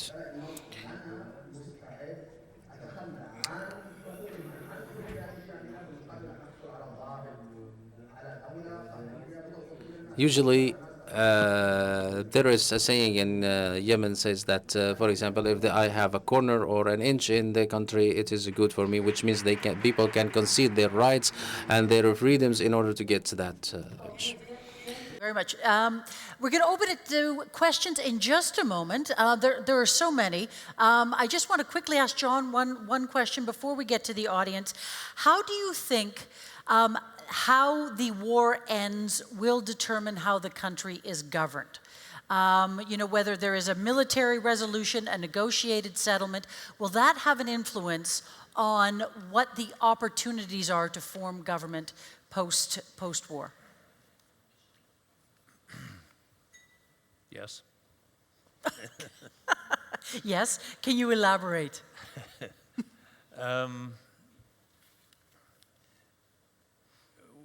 We don't know how the war will end. That is the serious problem. You speak about the Houthis, and I have in the back of my mind the question of who are the Houthis? Not where did they originate and where is the geographical base originally, but this Houthi semi-state, is it an alliance? Are the Houthis, the central Houthis, willing at some point to go back to the north? Or do they see themselves as the heir to a Yemeni government? And until we know the answer to that question, then we cannot say how the war, what is going to happen when the war ends. The same thing for the Saudis. The internationally recognized government, as it's termed now, is the Saudis' fig leaf. They cannot justify any intervention in Yemen without that government. But obviously the leadership is not legitimate and needs to be changed, and there needs to be more Saudi adaptation to allowing a greater independence of that government. I look at Saudi Arabia has legitimate national or strategic interest in Yemen. And I mean that as every country has to deal with its neighbors, has to be prepared for any contingency with its neighbors. For so many years after the revolution in North Yemen, the Saudis dealt with Yemen as a compromise to keep a stable but weak government and to make sure that it was weak by interfering in supporting people throughout the country in contradistinction to the government. Well, that was a relatively stable policy. Was it good for Yemen? No. Was it good for the Saudis? Yeah, more or less. What we've had now in the Mohammed bin Salman years is this foolish attempt to try to use violence and force to create a Yemen that they apparently want. It's not going to work. It hasn't worked. But are the Saudis willing to recognize that? And there are signs in the recent months that maybe they are, that continuing this war brings a greater threat from Iran, direct threat. Two, I saw that the OPEC price production deal collapsed, and that's additional pressure on Saudi Arabia financially. How many hundreds of millions of dollars do they spend each year in prosecuting this futile war? Western pressure is growing. It hasn't reached crescendo yet, when one can say that it probably will in the future. Have we reached a point in which Riyadh says enough, that we have to find another way out of it? I don't know. Time will tell. Okay. Thank you very much for that. Signs of optimism. Enough there to maybe grow a tree of peace, hopefully in the not too distant future. So many hands here. We're gonna take as many questions as we can. What I would ask is if you could keep your questions crisp and short and your comments focused. If we could do that, then we can get a lot of questions in. I saw these hands over here first. Sir, you in the front. We're gonna start with you. Yeah. Bizi çok yordu. Yüz yüze bakıyoruz.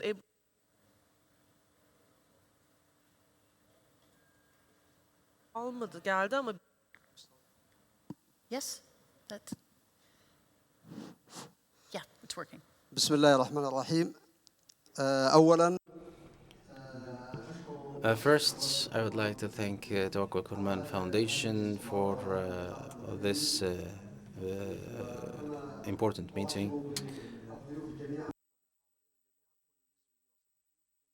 And I would like to welcome all the participants.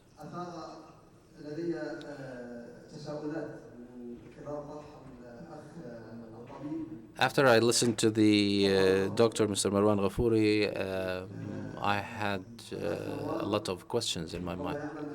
Mr. Marwan knows that most of those attending people are the youth of February Revolution, that he described it as an revengeful revolution. The Yemenis have 60 million pieces of weapons, which means every single individual, male, female, old or young, that has 3 pieces of weapons. In 2011, the Yemeni people took to the streets, and since some put the numbers to 10 million people in the squares of Yemen. The Yemeni tribes that don't allow any drop of blood to be spilled without taking revenge of it, they were holding their daggers in the squares, and the police and anti-riot police would come attack them. They have their weapons with them. Nevertheless, they were chanting in the streets, peaceful, peaceful. This revolution that was described by Mr. Marwan as an revengeful revolution, he has been living outside Yemen for so long. I am a professor, a former professor in Ebb University, and I was living in Yemen. The people is there, the willingness is there, the territory is there. We are in a war or a battle that was imposed upon us forcefully. I agree with Mr. Ahmed that there is intervention to destroy the infrastructure of Yemen and trying to make Yemen a fragile state. But it doesn't mean that we should give up or surrender. I would like to say to Mr. Marwan, it seems that you are a representative of the Houthis or the Afashi movement, and I hope you never speak in this language. Here you have the people of February Revolution, the men and women of the revolution. In a few seconds. طبعا ما في There is no revolution in the country without the aspect of revenge. Otherwise, it will be like candid camera. because we always Fanon says those who revolt are those who will never the only thing that they will lose are the constraints. So one of the aspects of the revolution is the revenge, but one of the two things distinguish the Yemeni revolution. The first is that it was impossible to control it, so nobody was responsible for it. The second one is that we, in certain historic contexts, the revolution, in a sense or another, it wasn't a surprise. If happened that Yemen was open to the world and researchers, our academics studied outside Yemen or went out, and the workers went to the Gulf states in millions, we need to discuss this issue. Workers in the Gulf would have discovered that the word Yemeni doesn't give them what they deserve of honor, so they go back from diaspora to their house. I would always say that if we had a football team, professional, that can win any game or any tournament in the world, we would have that kind of honor that we seek for. But for several decades, we have been living under Ali Abdullah Saleh regime with ongoing defeats. So there is no compensation on the moral level or in the ethic level.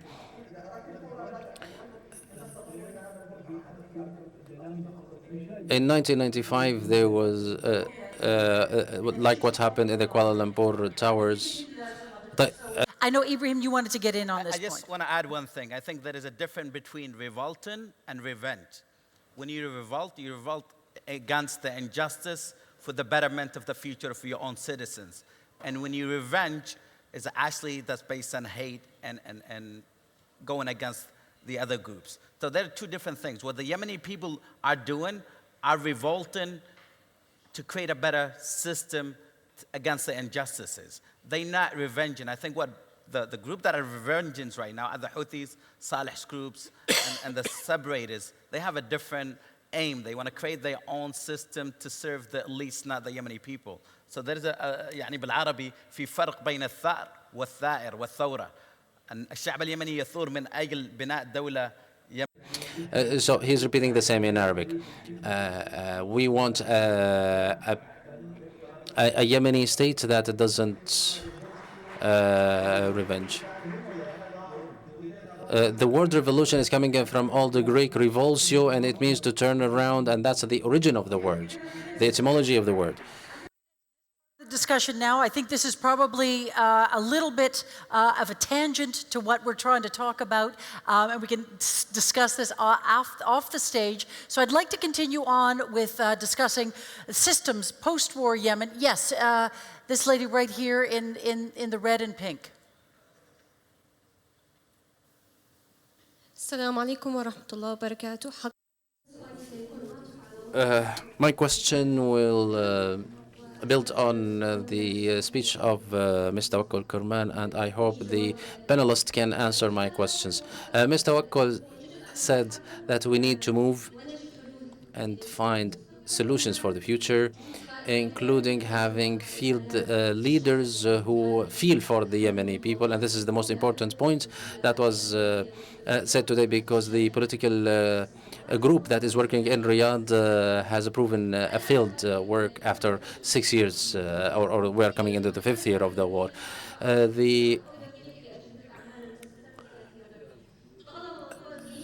As far as the Gulf states are paying money generously to the West, so the Yemen will never come to the agenda of the West, and the industry of weapons in the East and the West are making use or benefiting from the war in Yemen. The Yemenis are not refugees in European countries, so we don't have a pressure on the European Union. We are low in the list of the priorities of the Western policies. If we propose that there is a charismatic field leader or commander who can bring around him the national forces, are there any guarantees that the Saudi warplanes will not kill him immediately, just as they did with others? as long as the Western institutions are not shedding any light on Yemen and nobody is speaking about the crisis there. This is my question for you. Thank you very much.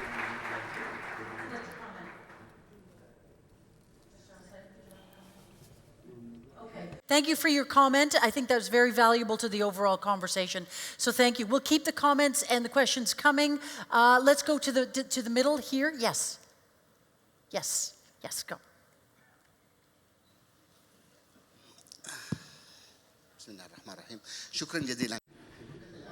Thank you.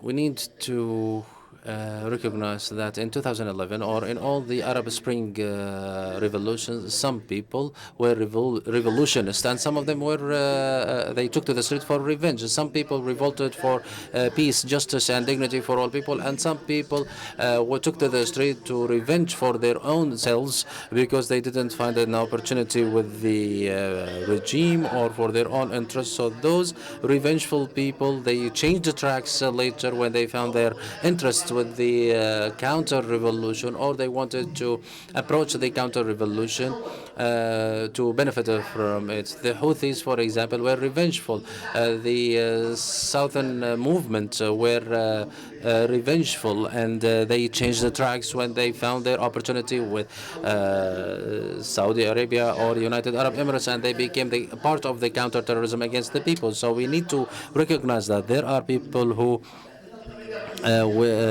used the revolutions for their own agendas and interests, and they changed the tracks later. But we can't label the revolution as a revenge for personal interest, because it is a humanitarian movement or a human movement, not only for the society, local society, but for all people around the world. Thank you. Thank you for that distinction. I mean, I think that makes a lot of sense, and you've explained it just so well. Thank you very much for that.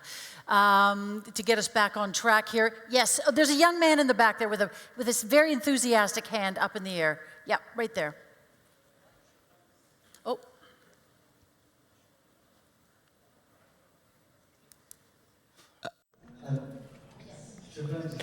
Thank you very much.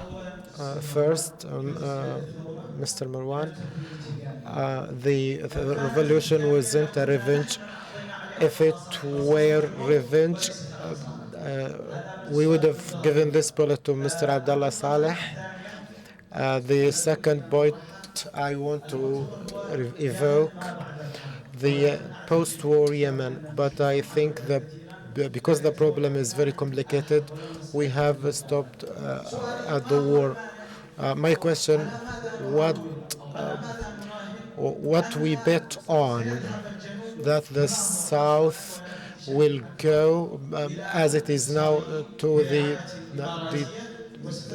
detached people, or people who seek detached southern, and that Ma'rib and Shajwa will fall as Jove. On what we depend, on what we bet, and how can we take hope from this point. Thank you very much for you.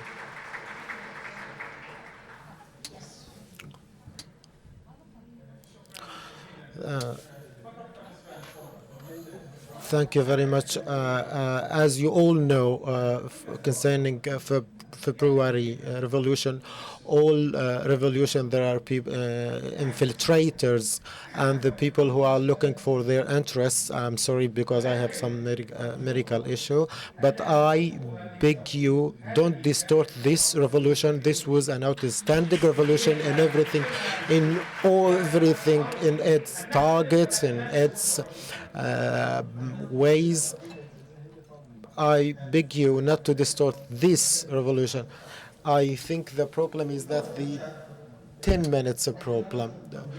We are not talking about revolution. I say that many layers in this revolution, from people from different parts of the country, and some of the people try to dismiss others from this revolution. the first stage of this revolution, as Nadine calls them, the hidden indications about the interests and the violence and all these collections of fear and no security and anger, and this will lead to the sparking of revolution. And I'm talking about 2011. I say it again. The revenge element in this revolution was very strong. And now the revolution is something from the past. Really are getting down into the mud now, and I think that we are looking forward. We want to consider what a post-war Yemen looks like, and to have very concrete steps on how to get there. Yes. So, sir. Right where? Whereabouts? Dr. Muhammad. Yes, Dr. Muhammad. Yes, yes. Right here, we'll give it.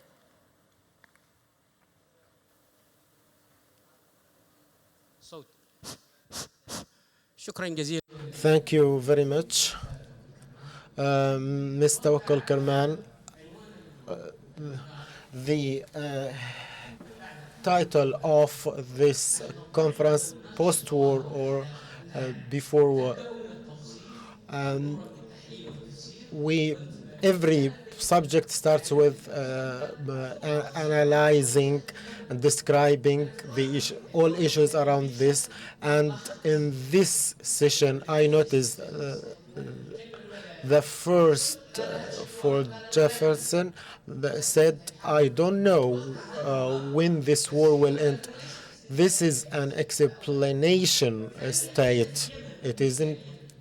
The problem that we have in Yemen, that the foreigners, whether Saudis, Britons, UAE people,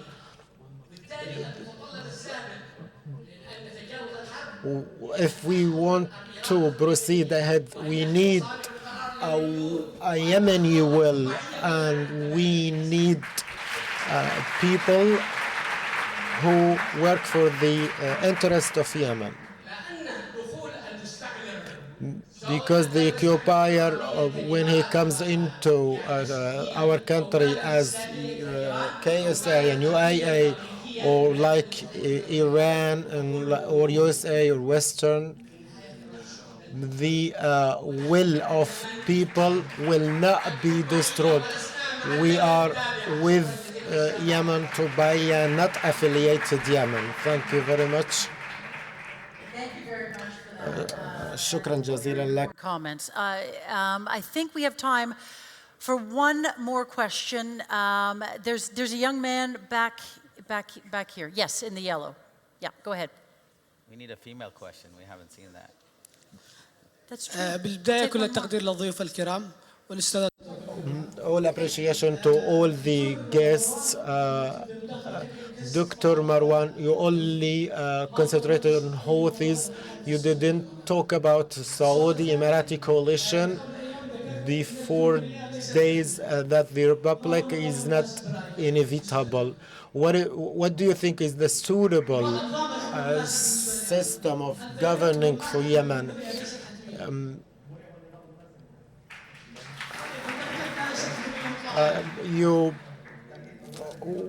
الجمهورية الموضوع عامل بالضبط أطروحة لطرفة لأحمد حلمي لما قال أريد أنا عايز أبقى راجل أعمال قطعت نص السكة فاضل النص الثاني أنا راجل ناقص الأعمال هي نفس القصة يعني محتاج اليمن بعد نحط عليها جمهورية طبعا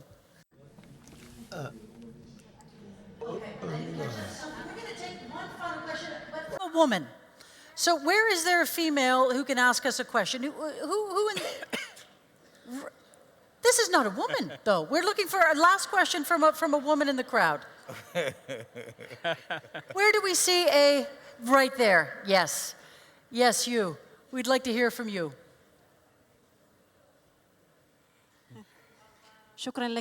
Thank you very much for managing this panel.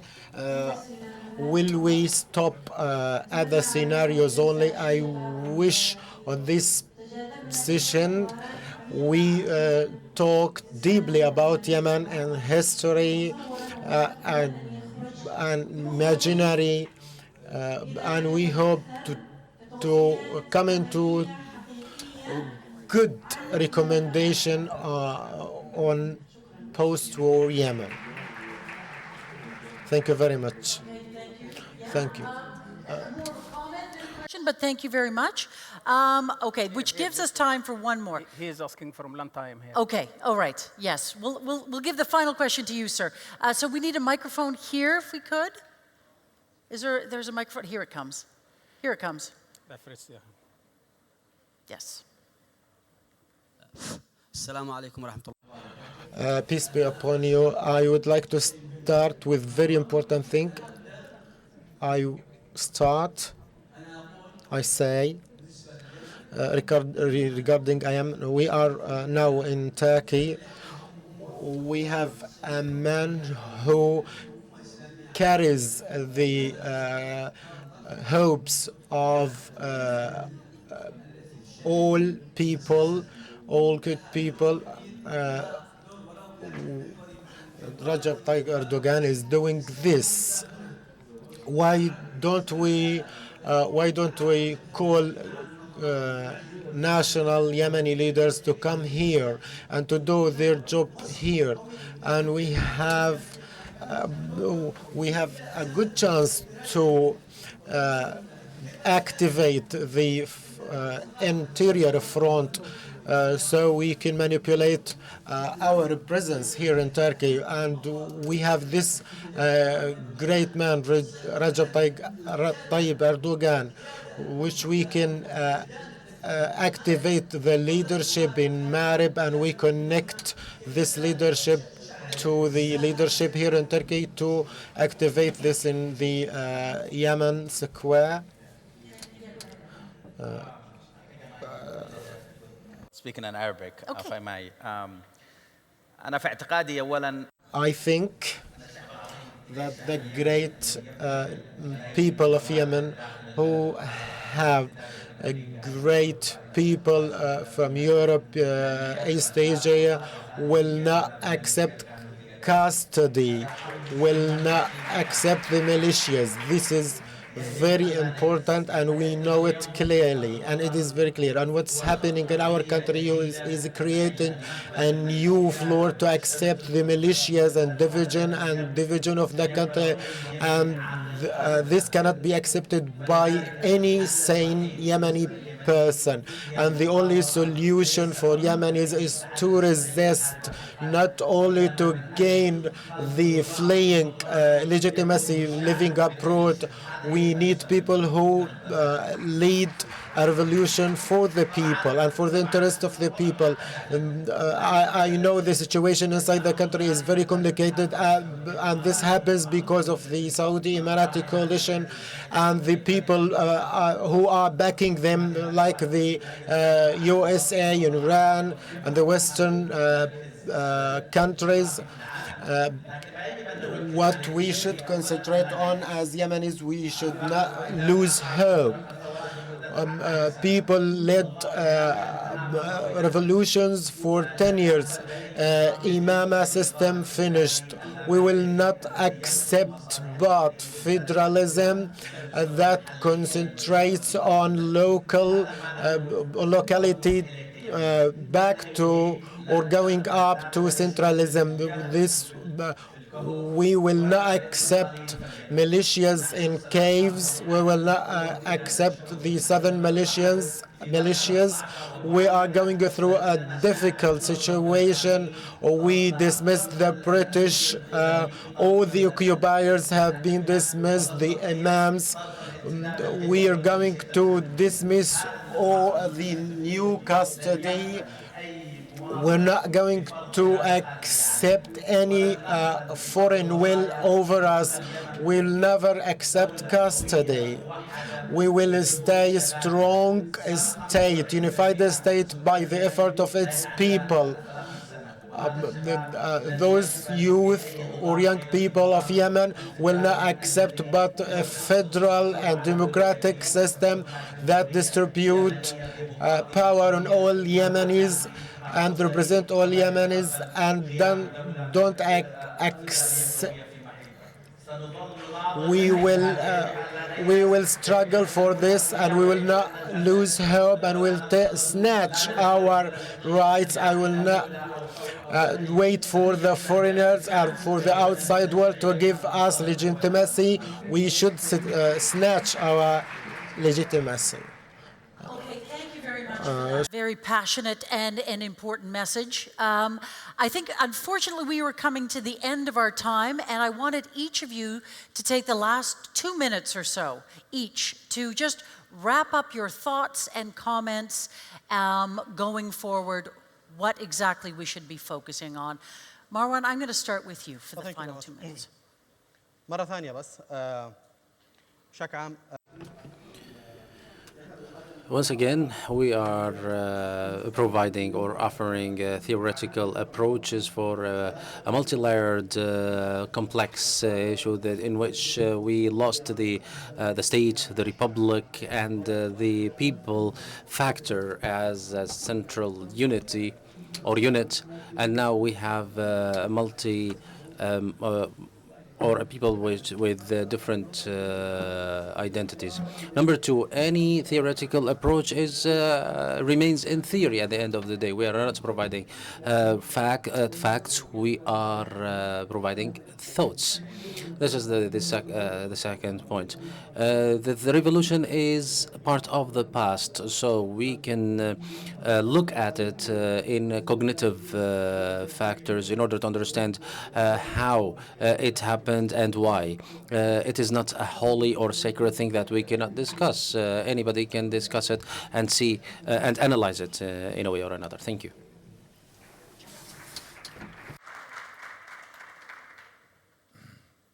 I think that the emphasis on state building, although extraordinarily important, is something that needs to be done very incrementally. And before state building, there must be institution building or rebuilding, as the case may be. And it will start with trying to create a consensus of opinion within Yemen, amongst all Yemeni people, in order to create first the institutions that will provide benefit for all, not just certain parties, and secondly, to recreate a Yemeni state that is representative. Great, thank you. Yes, Ibrahim. I think just exactly what I just said, that Yemeni people need to come up with a system that serves the people of Yemen. We need to remove the current condition that trying to make Yemenis accept any kind of solutions. And the solution at the end of the day is it has to be accepted by the Yemeni people. We need to set up some sort of accountability. Warlords who committed crimes against Yemeni, the right place for them is to be behind bars, not to be in the driving seat of the country. So once again, is that the federal system is for all Yemenis, and we need to work toward that goal. We need to keep the momentum and the revolution going, no matter what they put in our way, no matter what kind of obstacles they create for us, because at the end of the day, it is our country, it is our future, and we need to be an independent democratic state in the region at any cost. Great. Thank you. Thank you very much. And Mr. Al-Sayed. شكرا جزيلا. Said. Thank you. And I think this is a very important meeting. And once again, I would like to thank Tawakkul for holding such a meeting. And I think we really need such meetings in which we may have different opinions. This is a healthy situation. We need to have more meetings, but when the discussions are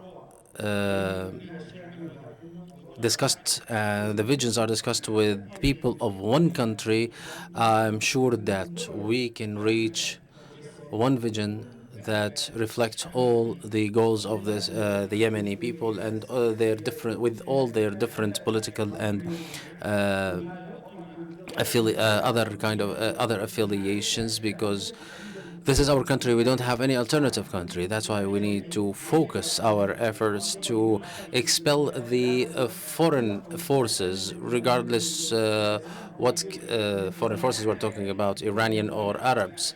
And I'm sure that all the Yemenis can agree on the ideas of building a democratic, unified Yemen. I want to thank our panelists for such informative, spirited, opinionated, passionate views on what happens next in Yemen. And to the audience, to these great questions and comments, I want to thank you. I think we're off to a very interesting start to this conference with this, and I have you four to thank. Thank you so much for that. And on to the next one. Thank you. Thanks, everybody.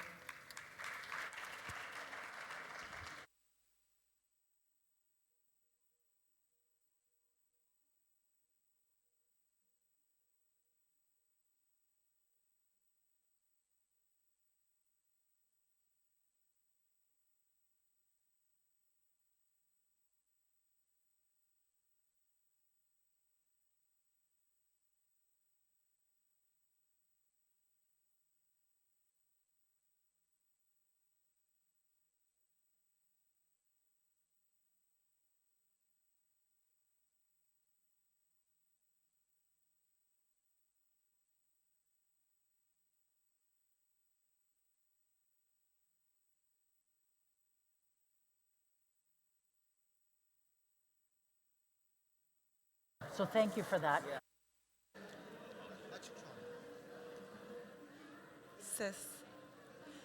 Dear guests, now we have 20 minutes break, and after that, we're going to meet for session 2.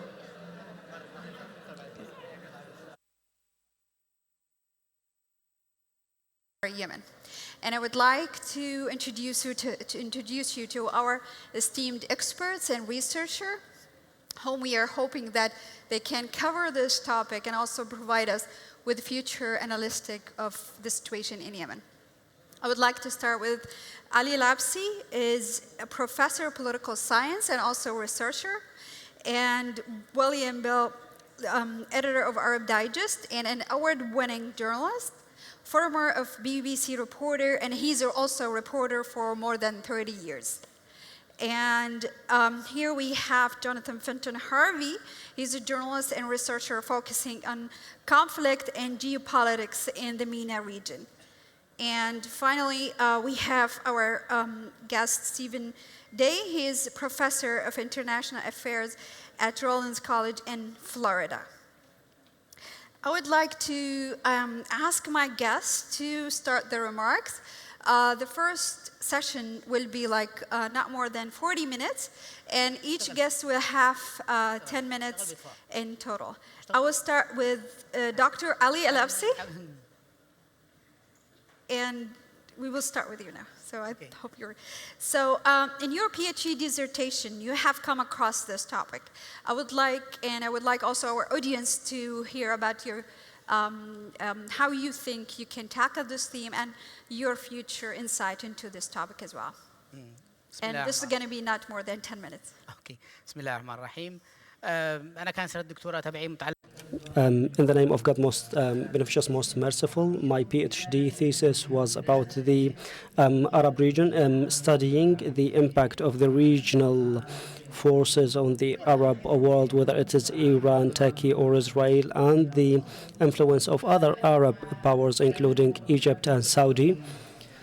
I have been studying this topic closely and studying the impact of these countries in the Arabian Peninsula and in the other parts of the Arab world. They have always been part of my interest. If we wish to study the influence of regional powers on Yemen, there are many factors. First, why Yemen is so uncovered and exposed to them, to international and regional powers, why it is open to these parties or these countries that do not have this much of power.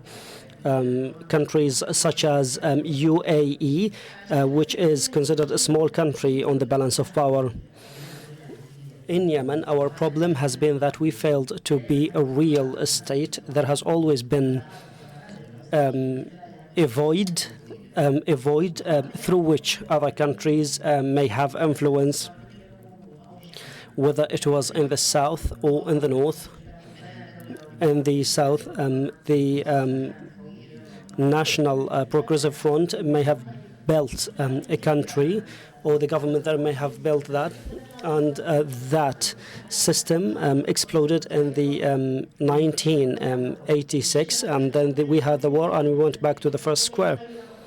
And in the north, people perceived the state as another tribe, a tribe that represents the president, working for the interests of the members of that tribe. This is why we failed. We always worked, and we have always seen that. Saudi influence in Yemen has always been there, and even during the time of Ali Abdullah Saleh, there has been influence. And during the Jeddah Agreement, according to the Saudi perception that was ratified and signed off by the former president in order to receive the Saudi support to be in power and for his son to be in power, the Saudis requested a strange condition, which is the cancellation of military conscription. They requested that military service is no longer mandatory in Yemen. There used to be 90,000 to 100,000 young Yemenis who used to serve in the army, and Yemen has had in the past about 2 million Yemenis on the reserve. The Saudis have always feared Yemen. They've always thought of themselves as the leading country in the Arab Peninsula, and they wish for the other countries to follow them.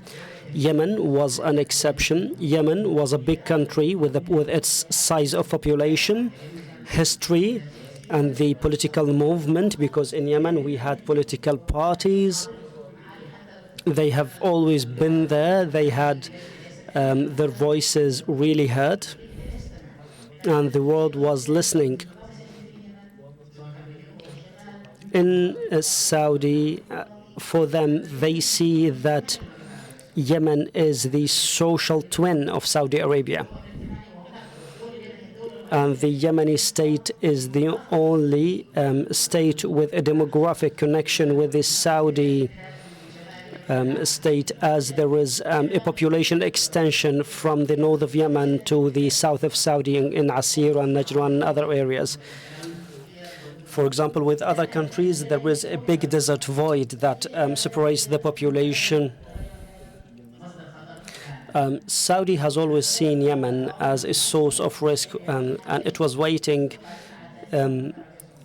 It was thinking that Yemenis were waiting for the right time to influence the Saudis. This is why they have always wanted to have influence in Yemen and to stop Yemen from being a powerful state. This is why they have bought regional loyalties, and they have damaged the efforts of the political leaders, including the efforts of the martyr President Ibrahim al-Hamdi. That regional influence is old. It already exists. In addition to that, regional powers increased. Iran did not have influence. It sought to make gains in Yemen through the export of the Islamic Revolution by the end of the 80s and by the early 90s. And Ali Abdullah Saleh, the former president, was blackmailing the Saudis and trying to make up for the absence of Iraq. Yemen was subject to that influence. There was always conflicting parties in Yemen requesting and seeking foreign support. That issue was repeated over and over again. As you know, Yemen, in its history and its structure, has always been subject to regional influence. As we have seen, some see Yemen as a source of risk, like the Saudis. Now they see Yemen as a country that can be contained and controlled. And I think that the Iranian example in Iraq inspired Saudis to do that, so that they control Yemen as a country with a lot of heritage and history. There was a void in power, a void that lacks a strong state and government, and they tried to fill in that gap and to seek their own interests. Western countries saw Yemen in a different way. When we go back to regional powers, there are three main powers: Iran, through its relations with the Houthis, Emirates, and Saudi. There are other countries that may influence him but do not have the desire, like Egypt. Other countries would like to, but they don't have the means and resources and geographical closeness to do that, like Turkey. Internationally, there are two countries: Britain, as the Yemeni file, and the GCC file is a British file, and in addition to that, there is the USA. If we discuss the British role, we see that Britain re-engineers communities where it wishes to exercise influence. This is why we see that they accept the Houthi role. They do not want to overcome that. And Britain is trying recently to recognize them. The U.S. have always perceived Yemen as a security file, not as a political file. Therefore, most of the senior staff responsible for the Yemeni file in the U.S. government are intelligence officers. And this was very important for their strategy, for their philosophy in the area, which is the protection of the minorities, as they are trying to utilize them in combating Sunni military movements. They know that they cannot depend on government systems, and the regime of Abdullah Saleh utilized the war against extremist violence groups in order to make gains from the Americans and in order to have his son presiding over that force.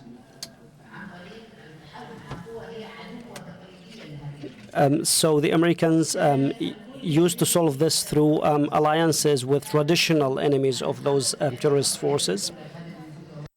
So there are countries that used to treat Yemen as a risk and now containing it. The UAE started to fill that void and to utilize it in order to have control. Britain wishes to regain its former influence in the area because the Arab area is still the only region where Britain can exercise its great power role. They cannot do that in other parts of the world. They can do that in the Arab world.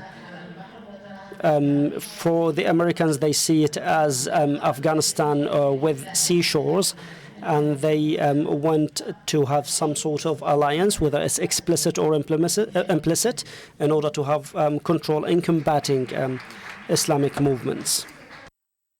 For demonstrating the various agendas of the regional and international powers in Yemen. I would like to move to Mr. William. And as you are a researcher and also journalist for more than 30 years, we would like to hear your inputs in this regard. Thank you, Kakab, and thanks to the Wakal Foundation for inviting me to this very important conference. The challenge I've been presented with, and it's not an easy one, so forgive me writing my thoughts down, is to identify chances for the increase or decrease in the influence of regional and international actors in Yemen, given the war outcome. And secondly, to examine possible scenarios for either cooperation or conflict of interest between regional and international actors in post-war Yemen. We are now into the 5th year of a war that began with the expectation of the young Saudi then deputy, now crown prince, Mohammed bin Salman. He believed that using superior air power, he would win a quick victory and cement his reputation as a warrior prince in the mold of his grandfather, Ibn Saud, the founder of the modern kingdom. How wrong, and how terribly wrong for the Yemeni people Mohammed bin Salman was. Joined by the United Arab Emirates and other Middle East states, the war has created famine, disease, internal displacement, and death on an unprecedented scale. And all sides are guilty of atrocities. International players like the US and the UK and France are guilty of supplying weaponry that has destroyed much of the infrastructure, hospitals, schools, water treatment plants, electricity stations of the Arab world's poorest country. And the list of international and regional players is a long one. The US, Saudi Arabia, the UAE, the UK, France, Iran, to name but a few. And of course, within Yemen, Houthis, Islahis, Salafists, Saleh loyalists, GPC, tribes, STC, the militias, including the elite forces, security belts, both UAE trained and armed, Republican Guards, special forces, Houthi militias, local resistance, the regular Hadi army, the list goes on and on. All of these regional, international, and local, entangled in a war economy that profits the very few hugely whilst impoverishing the many very greatly. So let me look at the two key players regionally, that is the UAE and Saudi Arabia. To the Saudis first, as my colleague Helen Lackner notes in her forensic and brilliant book, Yemen in Crisis, Saudis for decades pursued a Yemen policy of weakness and strength, funding various groups to weaken central authority while funding central authority to keep it afloat to prevent any one of those factions from seizing control. That policy was run until his death in 2011 by then Minister of Defense Prince Sultan bin Abdulaziz. He didn't invent it. It was Britain who introduced the divide and conquer tactic in Yemen as part of its colonizing strategy. And it's a strategy that has produced pernicious results pretty well everywhere that the British Empire left its footprint. Under Prince Sultan, the Wahhabist interpretation of Islam infiltrated and was spread to the detriment of more moderate and tolerant versions of Islam. It was the beginning of the great sectarian divide that has done so much damage to the fabric of Yemeni society, even before the war began. I remember talking to a young Yemeni a few years ago. He was in his mid-20s, and he said to me, when he was growing up, he didn't know whether he was Sunni or Shia. His friends didn't know either, and they didn't care. When the Arab Spring hit Yemen, both the Saudis and the Emiratis were alarmed, as they were by other revolutionary movements that were sweeping away Middle East dictators. While it was clear that after 30 years of kleptocracy, Ali Abdullah Saleh had to go, the Yemeni people had had enough. It was equally clear to the autocratic ruling families of the Arabian Peninsula that any sort of successful democratic revolution in Yemen must not be allowed to happen, lest to put ideas into the head of their own subjects. And so a shell game was played out. It involved installing Abdurabu Mansur Hadi as he was Saleh's vice president since 1994, and he became the replacement president. That was the so-called GCC initiative. Under that initiative, there was to be a 2-year transitional phase. Now, neither the Saudis nor the Emiratis, then or now, respect Hadi, so it's perhaps unsurprising they did nothing to ensure the transition period led to real reform. It was a reform they did not want in any case. And as the economic situation in Yemen further deteriorated, and it became clear that Hadi had no clue what to do or any real support from the Saudis, the Emiratis, the Houthis, capitalizing on huge public unhappiness, seized their opportunity. The Saudis, though they shouldn't have been, were caught unawares, and even after Sana'a fell, it took a further 6 months, and the Houthi pushed to Aden for them to react. And as we know, they came in all guns blazing. MBS expected a quick win, so he didn't bother about a strategy or an exit plan. The UAE, on the other hand, under the leadership of Mohammed bin Zayed, the Abu Dhabi Crown Prince, did have a strategy, including an exit strategy. Secure Aden as a jewel worth adding to his port's portfolio, align with southern separatists by creating, training, and arming their militias, support a new South Yemen state that will in effect be a client state of the UAE, and then get out. And the Emiratis got out in the summer of 2019, leaving behind the militias which they're in all likelihood continuing to arm and fund, and leaving behind a long string of human rights abuses for which they have received little public condemnation. In the north, Mohammed bin Salman remains mired in a war he cannot win. The big international players are the US and the UK. Both have heavily backed the Saudi air war, the former providing weaponry and mid-air fueling of Saudi warplanes, the latter bombs, coordinates, and I'm ashamed to say on-the-ground support for the ruthless and at times utterly indiscriminate Saudi bombing campaign that has killed thousands of civilians, helped create cholera epidemics, food shortages for most of the population, and actual starvation for millions more. Let me be clear that while I condemn these outside players unequivocally, I equally condemn the Houthis who have used food and other aid as weapons of war and have deliberately and indiscriminately shelled civilians, leading to many deaths and injuries, as I condemn militias who've carried out multiple atrocities. Were the war to end tomorrow, none of these players are likely to diminish their influence. If anything, the Saudis would seek to increase their influence, backed by the Trump administration, and I fear by the UK, who is so anxious to do deals in the post-Brexit era that it will not want to offend the UAE or Saudi Arabia. I mentioned the Emiratis have already got pretty much what they wanted, but they will want to ensure that they hang on to their gains in the event that a new South Yemen state emerges. Furthermore, and what makes this such an intractable mess is that the Saudis and the Emiratis each have their own internal Yemeni forces. The Saudis linked to Islah and the Emiratis with the separatist movement. Add to that ACAP, Daesh, tribal and city militias, and that flourishing war economy. It's a very difficult path, very difficult to see a path forward, but look for it, we must. The first step is for the Saudis to declare a unilateral cessation to the bombing campaign. In return, the Houthis must allow the free passage of humanitarian aid to the people of Yemen. The US and the UK should pressure the Saudis into ending the air war by sanctioning the sale of weapons to them, as should France, who continues to supply weapons to the UAE and Saudi Arabia. Iran should be told to end whatever support it is providing the Houthis. Diplomatically, given that Mohammed bin Salman wants a way out of the war, the UK, in the absence of any leadership from Trump, should reach out to the Saudis and offer them diplomatic cover to hide their blushes.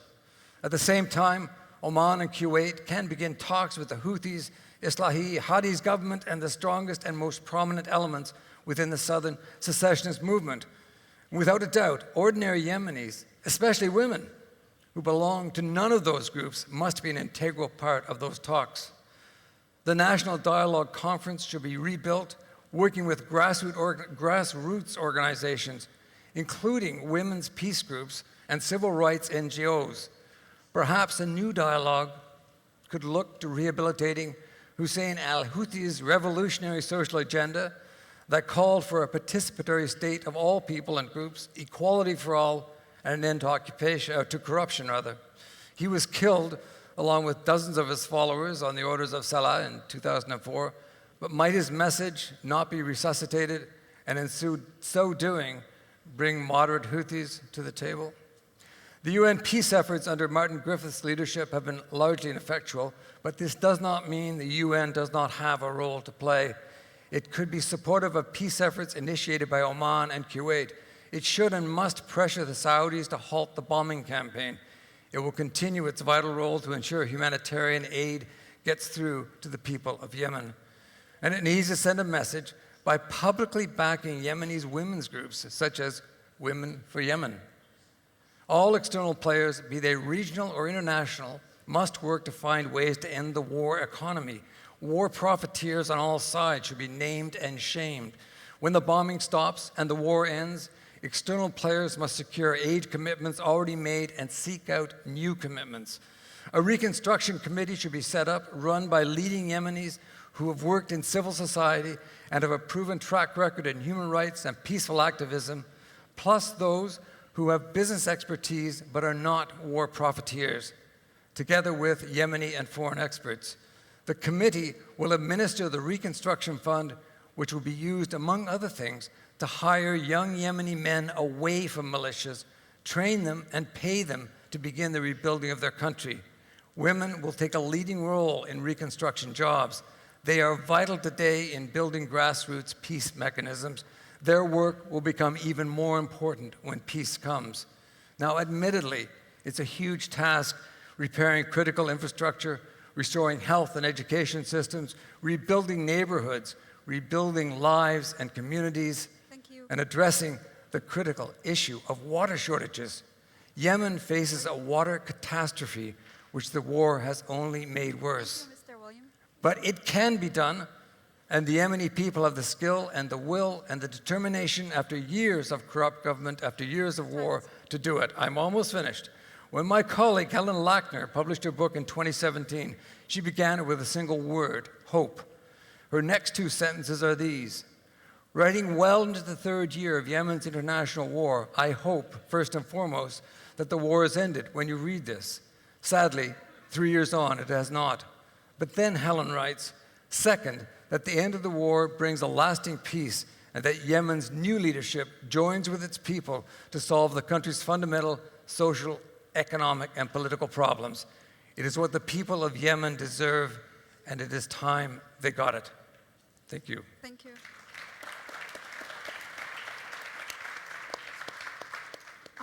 Thank you, Mr. William. And this is very thoughtful, and you have already put some roadmap. And I'm happy that you provided also a gender lens into this discussion. I would like to move to Jonathan Fenty Harvey. You have published a recent research, and it was the focus on the UAE's role in Yemen. We would like to hear from you, and also the other regional powers as well. Thank you for the introduction, and thank you to Tawakkul Kaman Foundation for the kind invitation. So what brought my attention to Yemen initially was how vastly underreported the war was, yet how much significant support there was for this from the British government and the United States, as well as a general air of impunity for what was happening. So that attracted me to specifically focus on what close Western allies were doing in the region, namely Saudi Arabia and the United Arab Emirates. And since then, I have particularly focused on the roles they have been doing in the country. Yet, I noticed that there was a divergence in this. Obviously, a lot of Western media reports on the conflict as the Saudi-led coalition fighting against the Iran-backed Houthis. So that gives a false impression of what's actually been happening in the conflict. There's actually been a lot of divergence with Saudi Arabia and the United Arab Emirates, as has been clear fairly early on in the conflict. As the Aden coup in August the 10th last year showed, the two sides were not entirely aligned with one another. Though their alliance is very much still intact and it is going to stay that way for the near future, there is still differences, which has considerable repercussions for the people of Yemen. The country is unfortunately the one which pays the price of these geopolitical interests. So when Saudi Arabia intervened, the UAE trained a significant level of separatist militias and has since empowered the Southern Transitional Council. They have their own geopolitical ambitions in the country, which they have been pursuing. And this has been more highlighted recently, as the Riyadh Agreement has shown, but tried to stop this. So last November, Saudi Arabia and the United Arab Emirates came to a fragile truce to unify their preferred sides in the conflict. Since then, there has still been a considerable level of friction and tensions between the two sides. So even though a lot of deals or parts of the agreement were supposed to be implemented, deadlines have been passed and neglected. Supposedly, the STC, backed by the UAE, was supposed to withdraw from certain areas, but at the same time, both the Hadi government, backed by Saudi Arabia, and the STC, they still want to take advantage of this deal as much as they can. Effectively, the STC and its Emirati backers still want to consolidate control over the South. And even since this deal has occurred, there has still been a lot of Emirati efforts to undermine it, particularly even though there was a withdrawal of Emirati troops from the city of Aden, there has still been a presence elsewhere in the south, and also in Socotra Island, as we have seen very recently. Emirati militias have continuously expanded their presence there. Abu Dhabi wants to consolidate this island along with the rest of southern Yemen in order to secure its influence over the southern ports and to establish its global maritime trade significantly and empower itself as an economic and geopolitical powerhouse. So that has been continuing a lot since then. And obviously, Saudi Arabia at the same time has been kind of balancing its relationship with United Arab Emirates because it has pursued through its supposed reconstruction programs across Yemen measures to build relations in the south and its influence there and across the north too, as much as it can. So while it presents itself as a humanitarian force in the country, particularly with its development projects, really these are measures to create a guise for its own interests, to secure its own long-term presence in the country, and also to create a form of soft power. So you have that particular element in line with what the United Arab Emirates is doing. But since currently for now, Saudi Arabia could be considered to be in the driver's seat, or at least it was after the Riyadh agreement. But the UAE, particularly driven by its own concerns to maintain alliance with Saudi Arabia, as Saudi Arabia has done, they are seeking to protect this alliance and also consolidate their own influence in the meantime. Both states have driven a counter-revolutionary agenda across the region, as we have seen in Libya, Egypt, and elsewhere. Meanwhile, the UAE has tried to secure its influence in East Africa, particularly in Somalia, where it has supported the autonomous government of Somaliland as it seeks to build a kind of hub or a connection point between many ports here. So if you look at what they're doing regionally, that gives an indication of what they're trying to achieve in Yemen as well. But again, as I say, it is Yemeni people that pay the price for this significant level of them pursuing their own interests. Meanwhile, the UAE has tried to present itself as standoffish in the conflict. As we saw in June last year, the UAE declared it was withdrawing its troops from the south of Yemen and from the conflict in Hodeidah, but it still kept a significant militia presence. And then after the Aden coup, it had consolidated more support for the militias, and quite blatantly, it had carried out an attack on government troops and with airstrikes to consolidate their own stronghold over the south. So that showed that there was a significant desire for them to help maintain the STC's control in the south. And going forward, this is going to leave a really unstable form of governance in Yemen because there are no legitimate efforts to actually secure a strong state in Yemen and to bring about an end to this significant level of interference. Europe and the rest of the international community had backed off considerably after the Riyadh agreement. The EU praised Saudi Arabia for its supposed peace efforts, while it was merely seeking to shore up its own influence in the country. So that has given rise to a lot of further tensions in the south, particularly as there are no strong efforts to actually pursue peace in the country. And this is very reflective of what's been happening throughout the war. I mean, obviously Saudi Arabia and the United Arab Emirates wouldn't have been able to pursue their military campaigns in the north and the south if it wasn't for this tremendous level of Western support and impunity.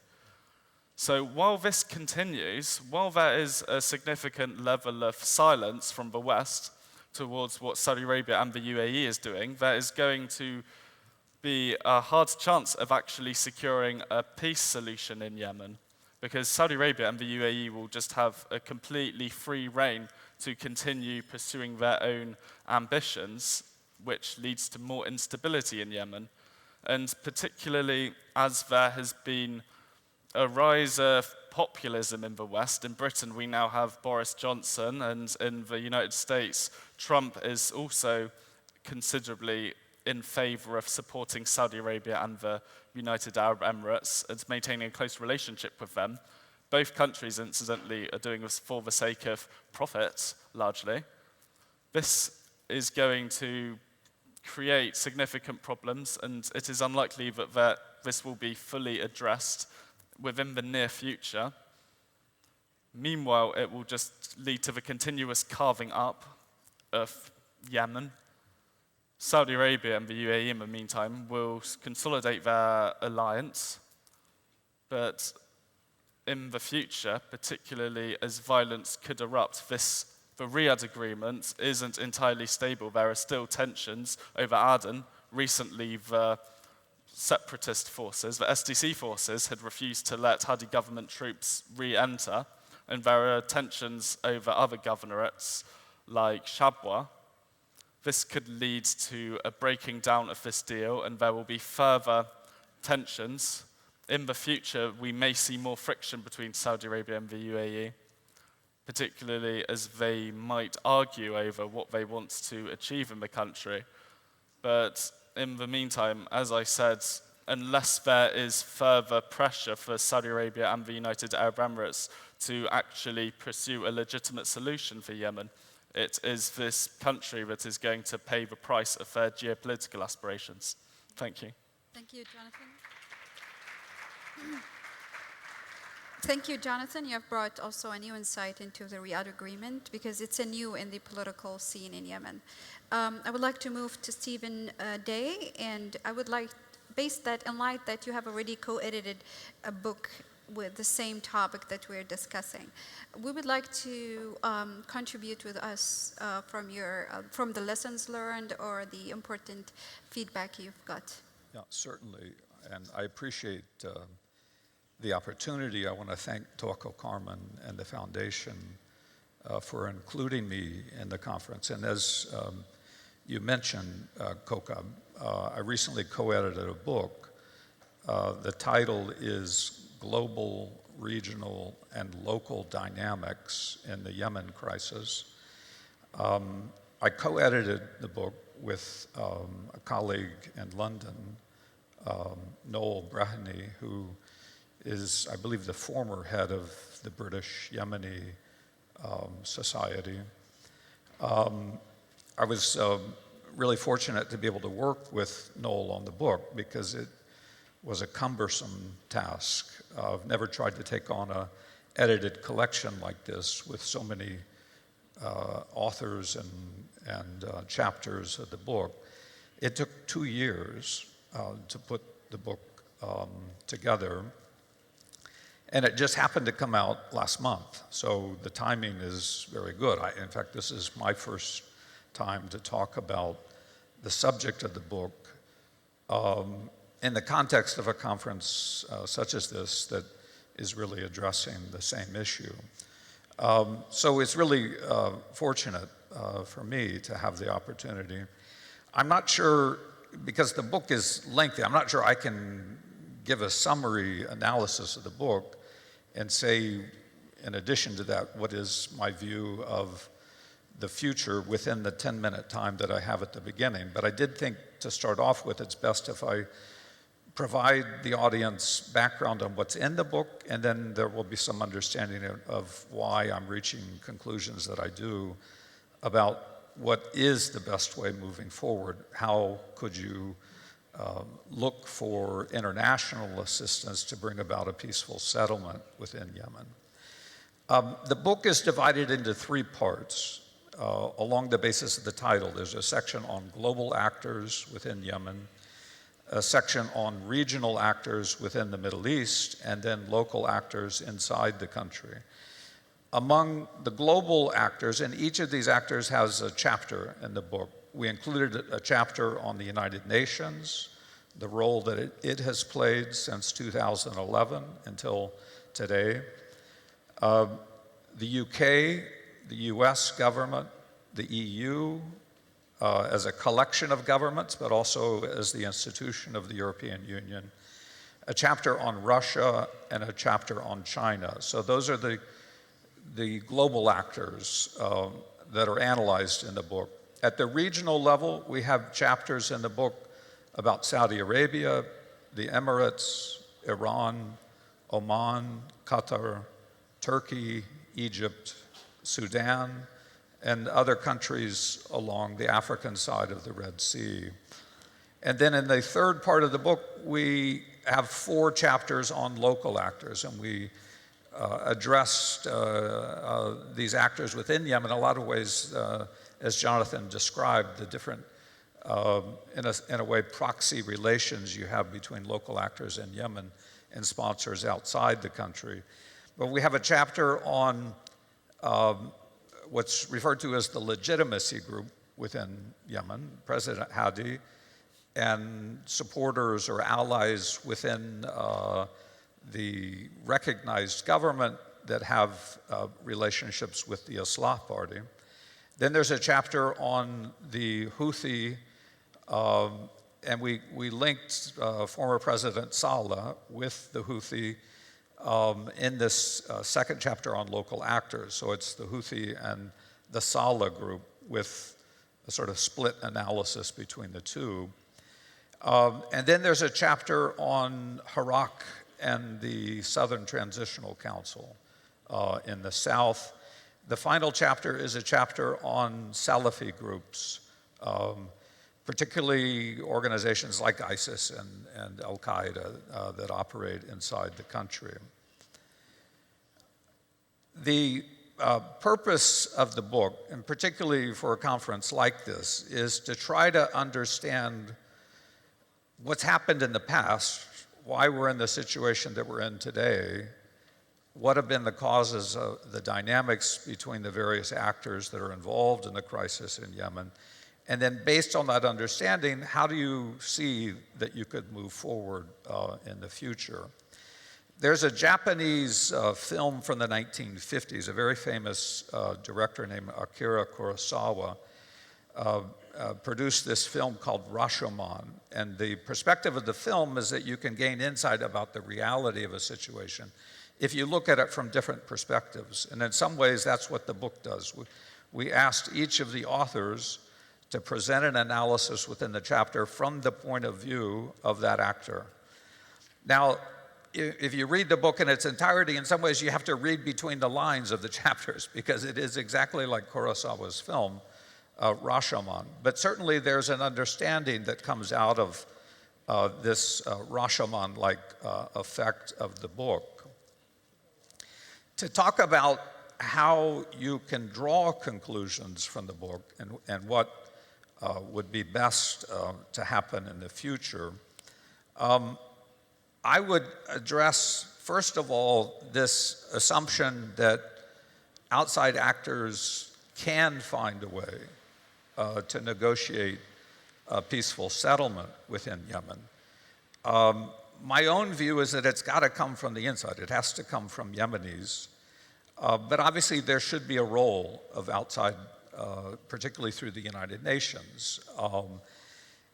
2 years ago, the UN Special Envoy, Sheikh Ahmed, when he stepped down, he made a statement that's quoted in the book where he said, "We do have a roadmap for Yemen.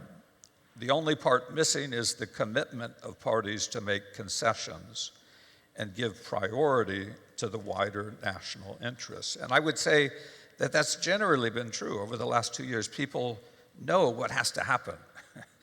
The question is, how can you get all of the parties that are involved in continuing this tragedy in Yemen to give that commitment to make it happen? As he said, we all know what needs to happen.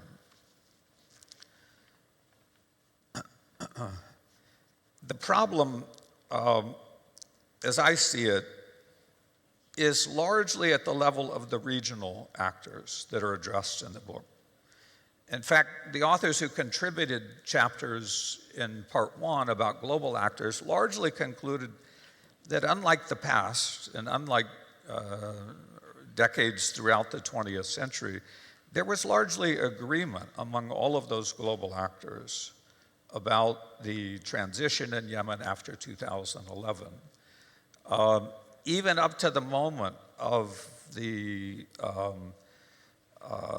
coup in Sana'a in September 2014 and the beginning of war in the early months, there was a basic agreement between all of those large global actors that obviously among them include permanent members of the UN Security Council.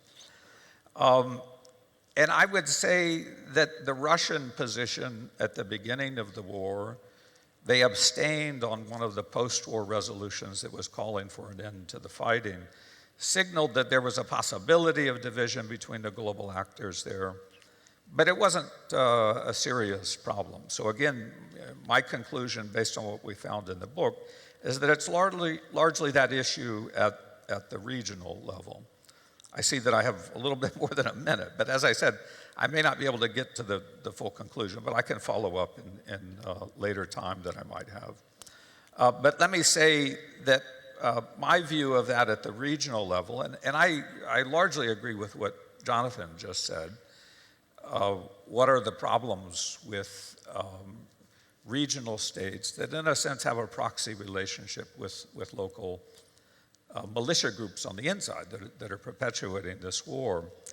And I would say that one of the keys to this, and I can come back hopefully and make the point, is that it's very important to understand how the regional actors, namely the Saudis, the Emiratis, and the government of Iran to a lesser extent, everyone knows that the Houthi are largely a local initiative within the country. They didn't really depend upon Iran to do what they did, but Iran has benefited, and Iran has maintained that relationship with the Houthi.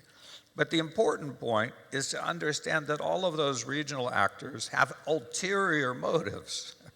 I think it's clear to everyone, if you thought about it, in terms of which group on the inside that controls what piece of territory within Yemen, those regional proxy sponsors of these local groups, they're not really interested in trying to help those local groups. They all have ulterior motives.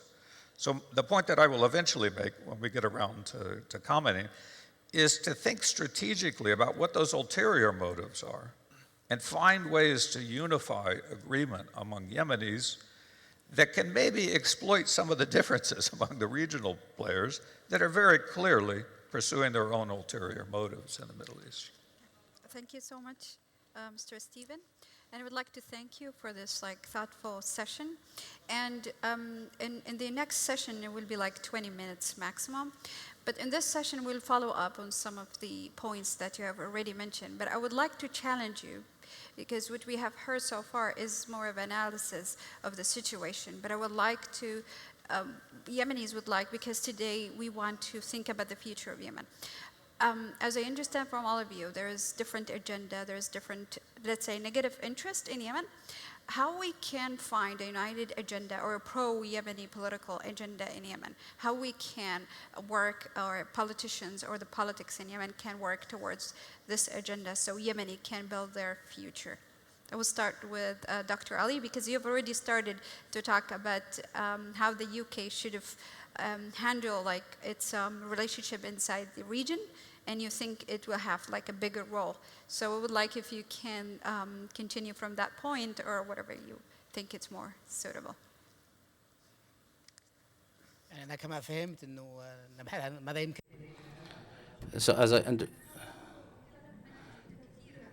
the discussion was saying that there are a lot of agendas in Yemen and that we have different interests in Yemen. So how can we find a Yemeni agenda and a Yemeni political agenda that we can work on? You mentioned how the UK was doing a positive role in the region, so please build on this point, or let's flesh this idea out, because we're trying from this session to come out with a forward-looking from this. I didn't say that they have a positive role in the past in the UK, but maybe they can play some role in between the Arabs. But I don't think that.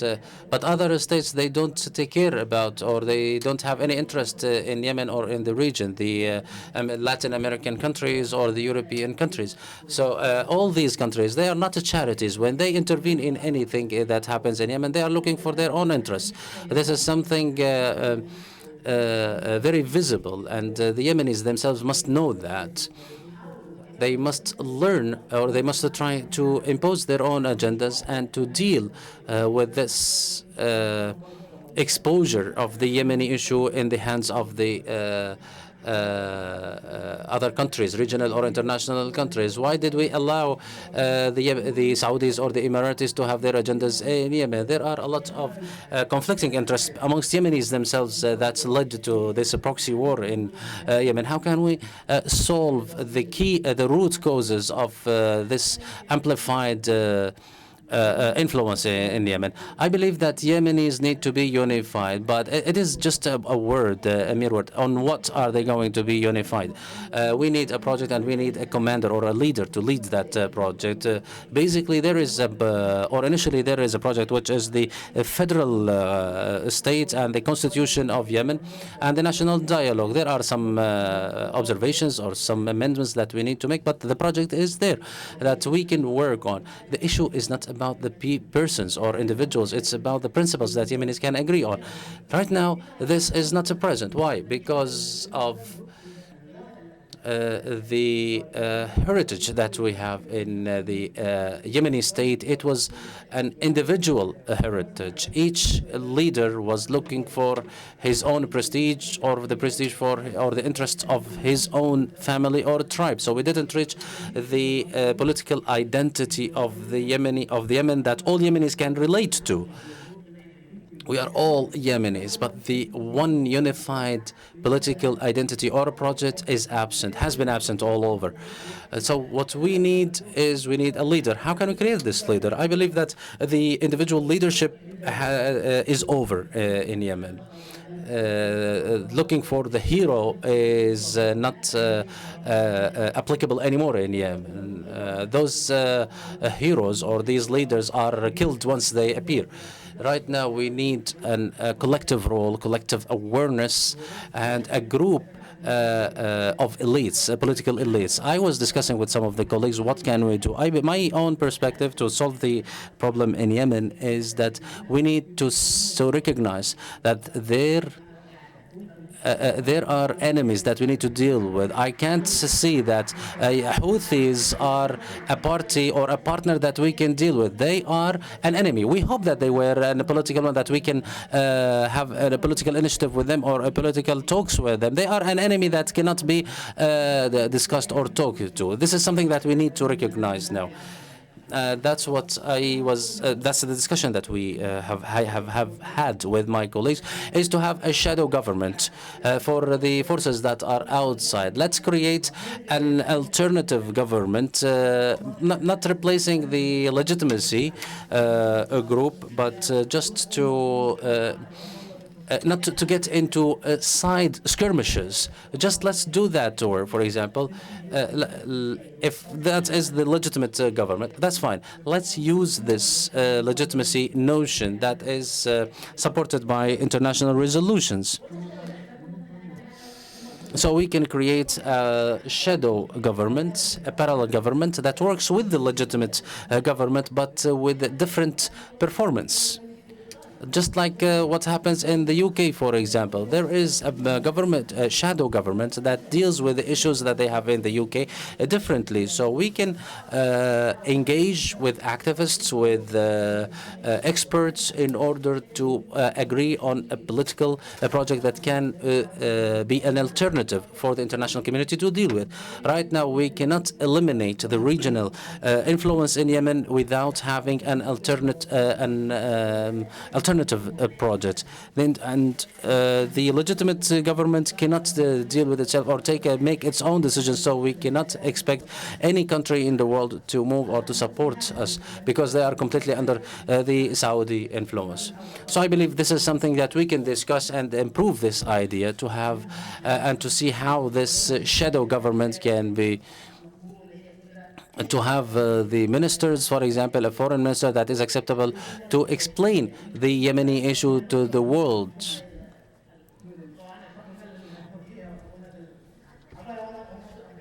It is a very big topic, but we can talk about that.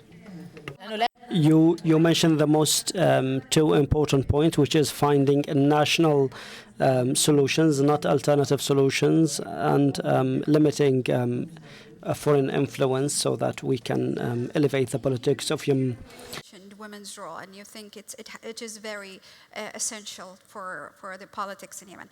I would like to build on that and say how you think the regional global influence can help women's political participation. What should be done to ensure that? Yeah, I think there are so many problems that the tendency is to focus on the problems, and I think that there are opportunities and there are largely untapped resources. And I firmly believe when I look at what Yemeni women are accomplishing, that they are an untapped resource. And I think particularly at the grassroots, peace negotiations to achieve the release of aid, to allow the release of prisoners. Women are doing this at the grassroots level. This is the sort of thing that has become impossible at a larger level. But at a micro level, across the country, in communities small and large, this is happening with women. I think it's very important, if you're going to look for solutions that we all want to have, that we look at untapped resources. Women have paid an extraordinary price. Everyone has paid a price, but women have paid an extraordinary price for this war. They have found themselves in a situation where the husband has gone off to join a militia.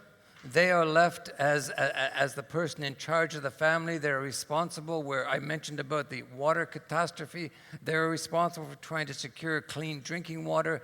They are carrying on jobs in a largely patriarchal society where that is frowned upon. They're often subjected in the streets to forms of abuse.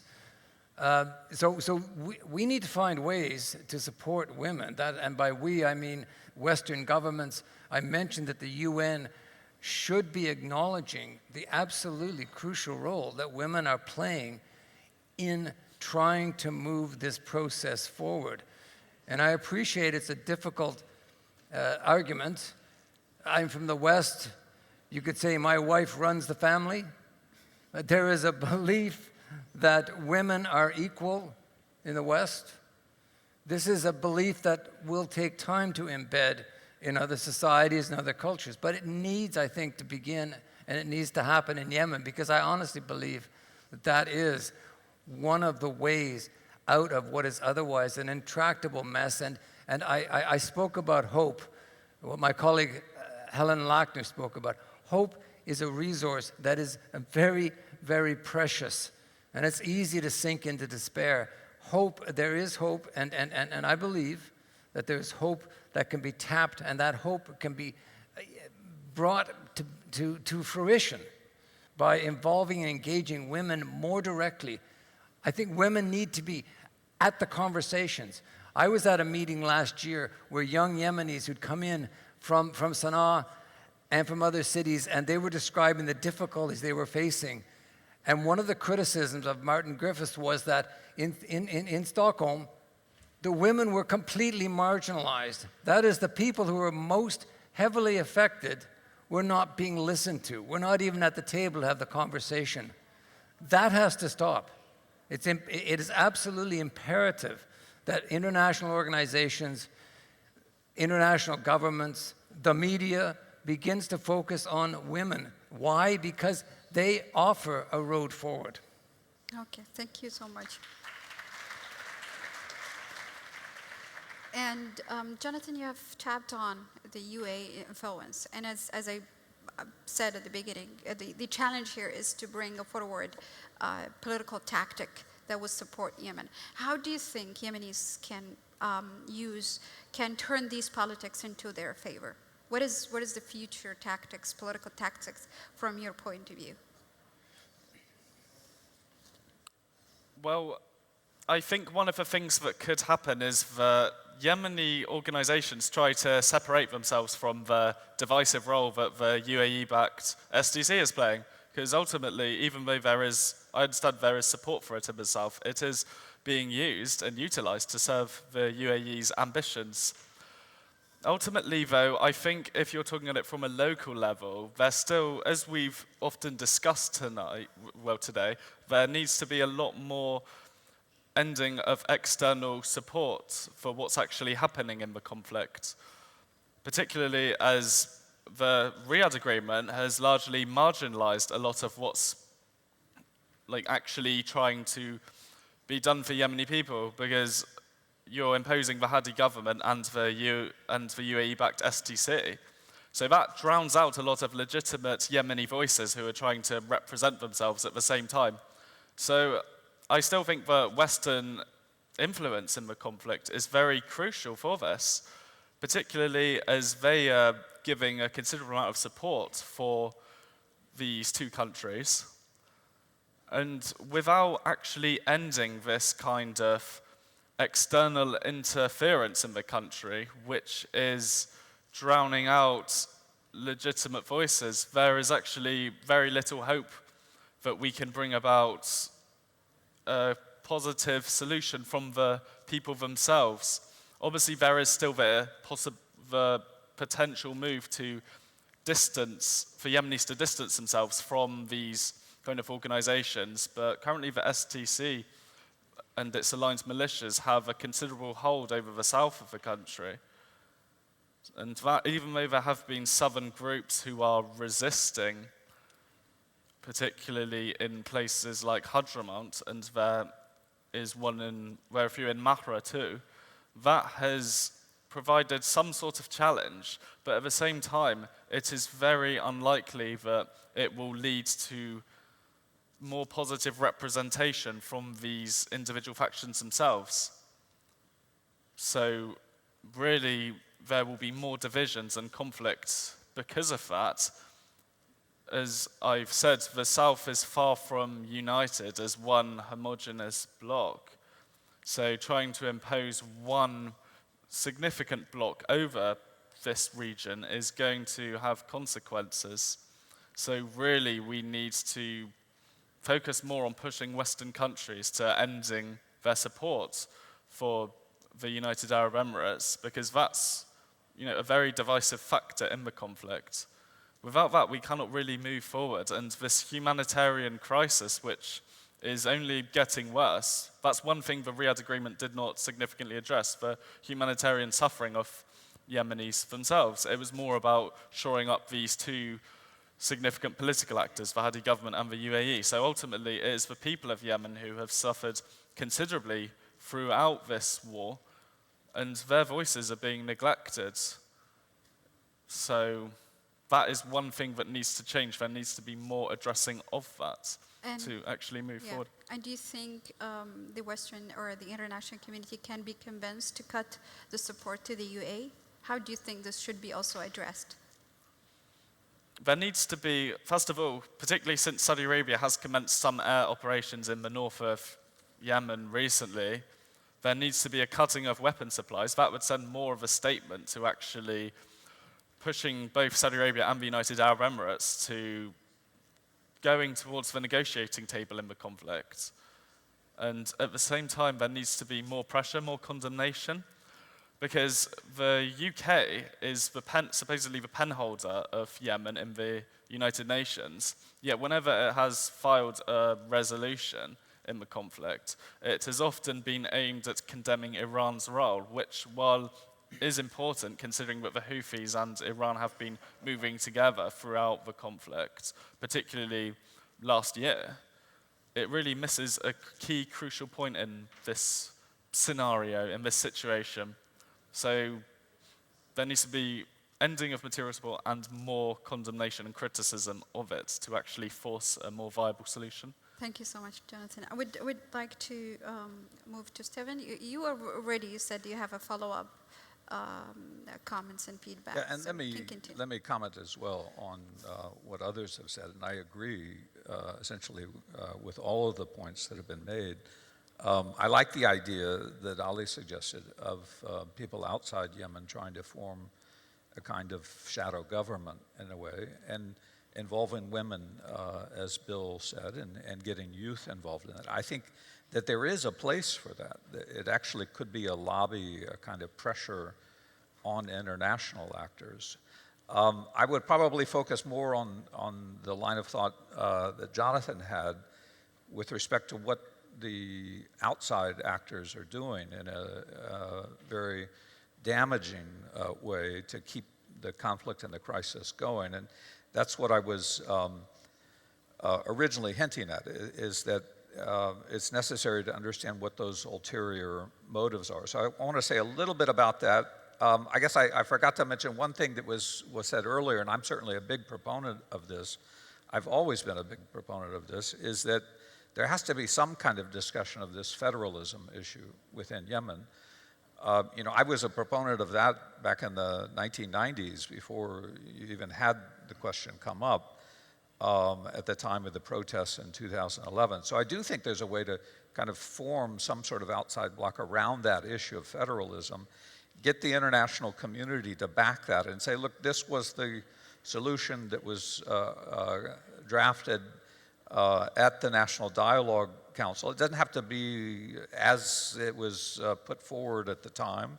I think there are ways to adjust it. I wrote a piece on this issue about 8 months ago, and it was published on a major foreign policy site in Washington, D.C. that the Middle East Institute publishes. And I've been trying to make that argument with many government leaders. I have to say that in Washington, D.C., most people, the response I got was that, well, that's passé. That was what people were talking about 2012, 2013. My point is that you can't really envision what the end point is going to look like unless you take that issue seriously. So I think there is a way to kind of build a path forward on the basis of that idea that Yemen has to find a way to make room for decentralized decision-making. Whether along the existing provinces or the regions, I don't think it matters. Now, on the question of ulterior motives of outside players, let me say very quickly that one of the things that comes out of the book, and I think it's in the chapter that we added late, this chapter on what's the view on the other side of the Red Sea. The author who wrote that chapter, Alex Duvall, is an expert on Ethiopian and Eritrean as well as Sudanese politics. And he makes this point, as it also came out in our chapter on the UAE, that Abu Dhabi and Dubai are very clearly pursuing a strategy of controlling ports and sea passages into the Red Sea. I mean, the UAE is affecting port activity in Djibouti and as well as in Somaliland. I think that issue has to be understood, that look, this is a key player in keeping the conflict going, that they very clearly have this ulterior motives. And so people have to emphasize that point and find a way to get the government in the UAE to stop interfering in Yemen because they have this other outside motive. And I would say the same thing is true about the Saudis. Everybody understands that the Saudi government has for a long time had this ulterior motive towards territory within Yemen. I mean, to keep it weak, to keep it divided, but very clearly they have been pursuing an agenda in the eastern provinces, in Al-Mahra and Hadramaut. You know, this point needs to be emphasized by the international community, that these outside players that look at this as an opportunity, because there's a war and conflict in Yemen, to get the benefits that they have long held, I think has to be emphasized. There has to be a way for world leaders to emphasize that point. Okay, thank you so much. We have finished our session and we will open now the session for questions. And I would like to ask everyone is to get benefit of our experts and try to ask them about future analysis as well. And also I would like to ask you to keep your questions short. And if you have any comments, not to be more than 2 minutes maximum. This session will be 20 minutes total. I would start, and I would like to see, because also my panelists say they want to see also more women in amongst the audience. So I would start with the gentleman here.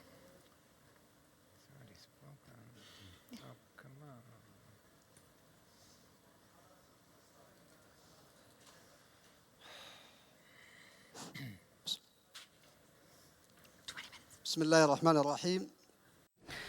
In the name of God, the most merciful, the most beneficent. First of all, let me borrow this place for this room to be the Yemeni Republic, so that I can welcome my European guests. I would like to tell you that this war started in 1997 during the times of the corrupt, fake elections that were supported by their governments. Therefore, we want them to warn the community members before the governments that the Yemeni population was wronged and the Yemeni state wronged them. And we discovered that 30,000 members of the state were receiving monthly salaries by the state. As per the Yemeni law, it was great treason. But one of those people who used to receive those salaries was the Yemeni president, Ali Abdullah Saleh. The tribal heads and the religious sheikhs used to receive these from the Saudi state. We have discovered that the Yemeni ports were leased to the Emiratis. We had suffered from the geographic curse. I would go back to Mr. Ali's. I think that based on what he said, that there should be initiatives such as this Tawakkul Karman Foundation initiative. It is part of the solution. We want similar solutions. We want similar things. We don't have a problem with Yemeni women. Women in Yemen didn't have problem driving cars, and as you have seen, Ms. Tawakkul Karman was of the first people to resist Ali Abdullah Saleh refusing that he gives the presidency as inheritance to her son. In conclusion, we demand youth initiatives to work on what Mr. Ali mentioned.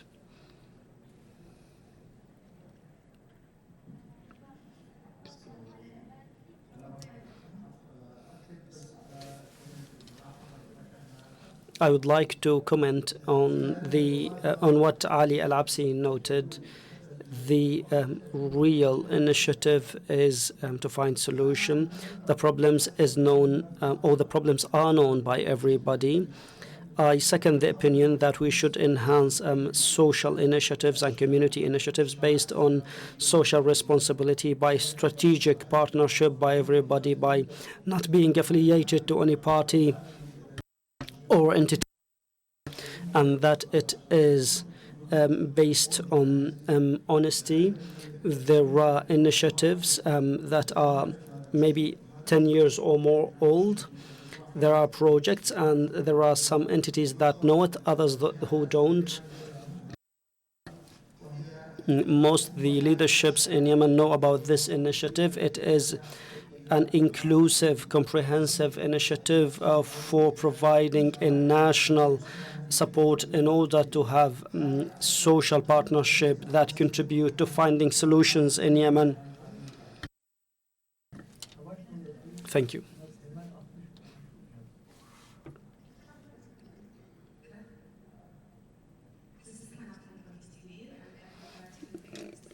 Because he emphasized on the role of the Yemeni women. And I will just add something that because the Yemeni militia and the Yemeni people, they know how the role of the Yemeni women is very affected. That's why they start, especially the Houthi militia, to attack the all Yemeni activists, whether inside Yemen or outside Yemen, except the women who's working in the some NGOs. That sometimes they explain the militia Houthis as a political party, not as a militia that has no relation with the policy. This is what I wanted to say to Mr. William Harry, and I would like him also to know that what's happening to the Yemeni women, that they are really trying to make peace. At the same time, there are women who are like any men who's trying to explain the crime of their parties. Of course, this is at the end they are human. They have their benefits. They are working on that. In general, in the history of Yemen, Yemeni women has ruled for making peace. And again, I'm emphasizing of there is another war against the Yemeni women because they are totally afraid for their strong benefit and strong rules. Thank you, Mr. William. Thank you so much. We take from this. That's good. We take that from here. Assalamu alaikum. Peace of God be on you. We thank the foundation for this great initiative. I've been here since the first session. It is out of context. The title that was put for the forum or the seminar is outside of its context. What was being discussed is not related to that title. We are suffering from conflicts. It was a big war, and now we're seeing sub-wars inside it. We are talking about post-war scenarios, and we are still amidst war. Everything that was discussed was about what took place during the past period. However, we were not able to overcome this obstacle of war. We cannot do that due to the difficulties and the complexities of Yemen currently. Just like Dr. Abdul Wahab said, we're suffering from the curse of geography. This led to international and regional wars interfering in our situations. Yemenis across history had short wars, but long wars like this. It is similar to the war between the royalists and the republicans in the 70s of the past century, but now we're seeing the warring parties between the local, regional, international factors, in addition of the Republican royalist wars. Just like you had, the war in Yemen is not a Sunni-Shia war. The war in Yemen is a war of national interest. It is based on the idea of the republic, the idea that Yemenis have suffered a lot and sacrificed a lot for until now. They are still suffering for it. What Mr. Ali Al-Absi said about it is that all the alternatives that come from outside Yemen will not be successful unless They come from initiatives taken from inside Yemen, from the actual players inside the country. Otherwise, there will be failures, because everything that comes from outside will be failing, because all the international, regional powers have contributed to the failure and contributed to making Yemen a market of weapons and a place of wars. Is to answer why we're talking about the future of Yemen from now. What is its significance? How it is, why we think we should speak about the future from now, though the war is going. Well, I think that it's important to talk about the future. I think it's important to look at ways forward. I've addressed one aspect, which is tapping into the under-resourced power that women have. I've suggested that when the bombs stop falling, that there be a reconstruction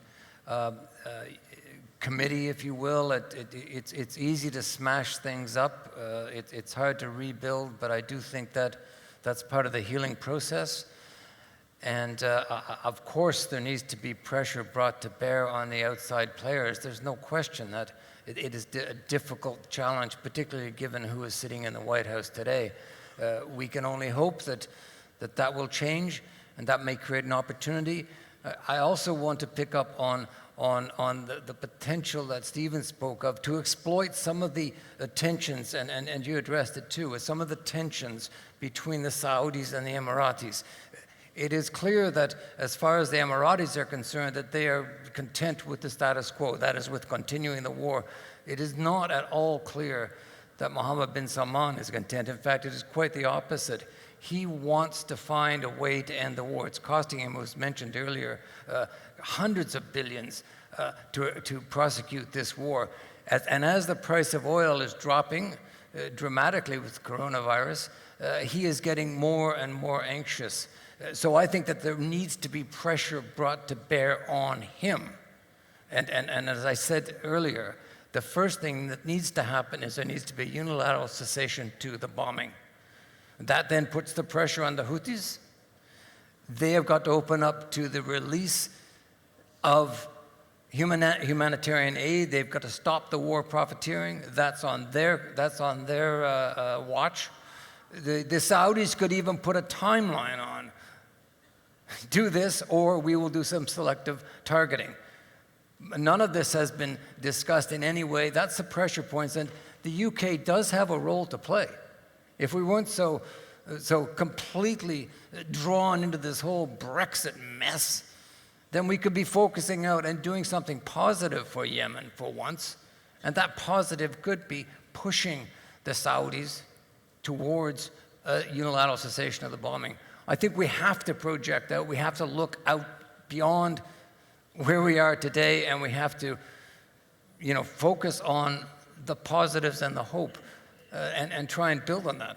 And I think that as a journalist, my job should be to focus on putting pressure on the UK government, for example. It's not acceptable what they are doing with Yemen. It's not acceptable in any way, and that needs to be challenged. Stephen, you wanted to contribute? Yeah, I will follow up on the comments I made before, that I think it's very important to think strategically about the power dynamics around Yemen.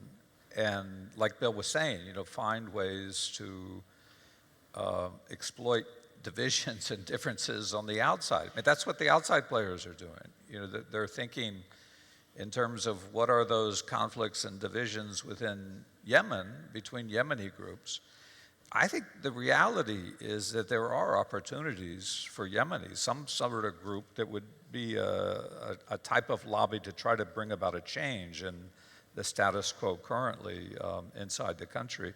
I mean, if you just look at the global level, the way that things are changing globally, this whole question of the rise of China, a greater role that Russia is playing. Although I have to say, as an American, I agree with Bill, as long as Donald Trump is in the White House, you're not going to see any kind of progress from the American perspective. I mean, his government is just dismal when it comes to this question of how do you think constructively about international problems.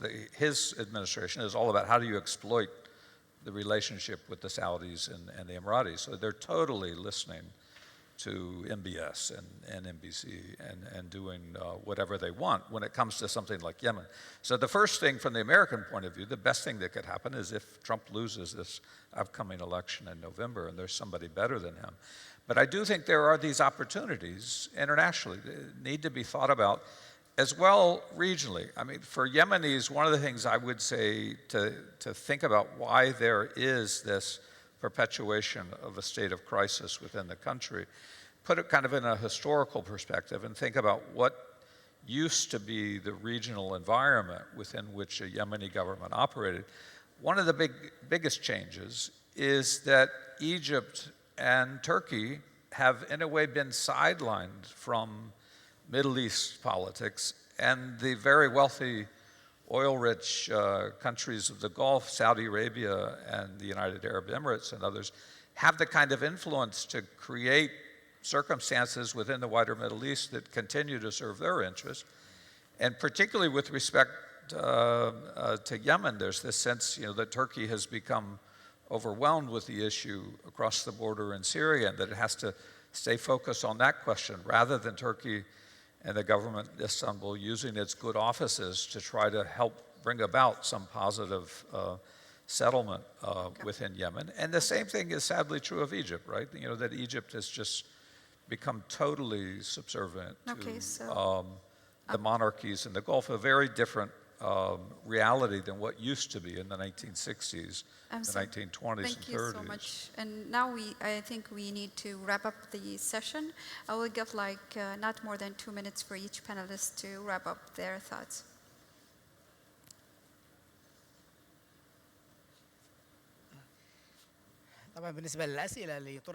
As for the questions that were posed, I would comment on them, not answer them.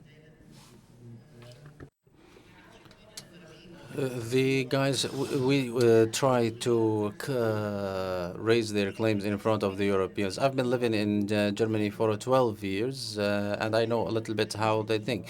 They don't want you to go and give claims to them. They want to offer solutions. If you just claim or complain to them, what do they do? Do you want them to cry with you? They don't feel for the suffering because they see.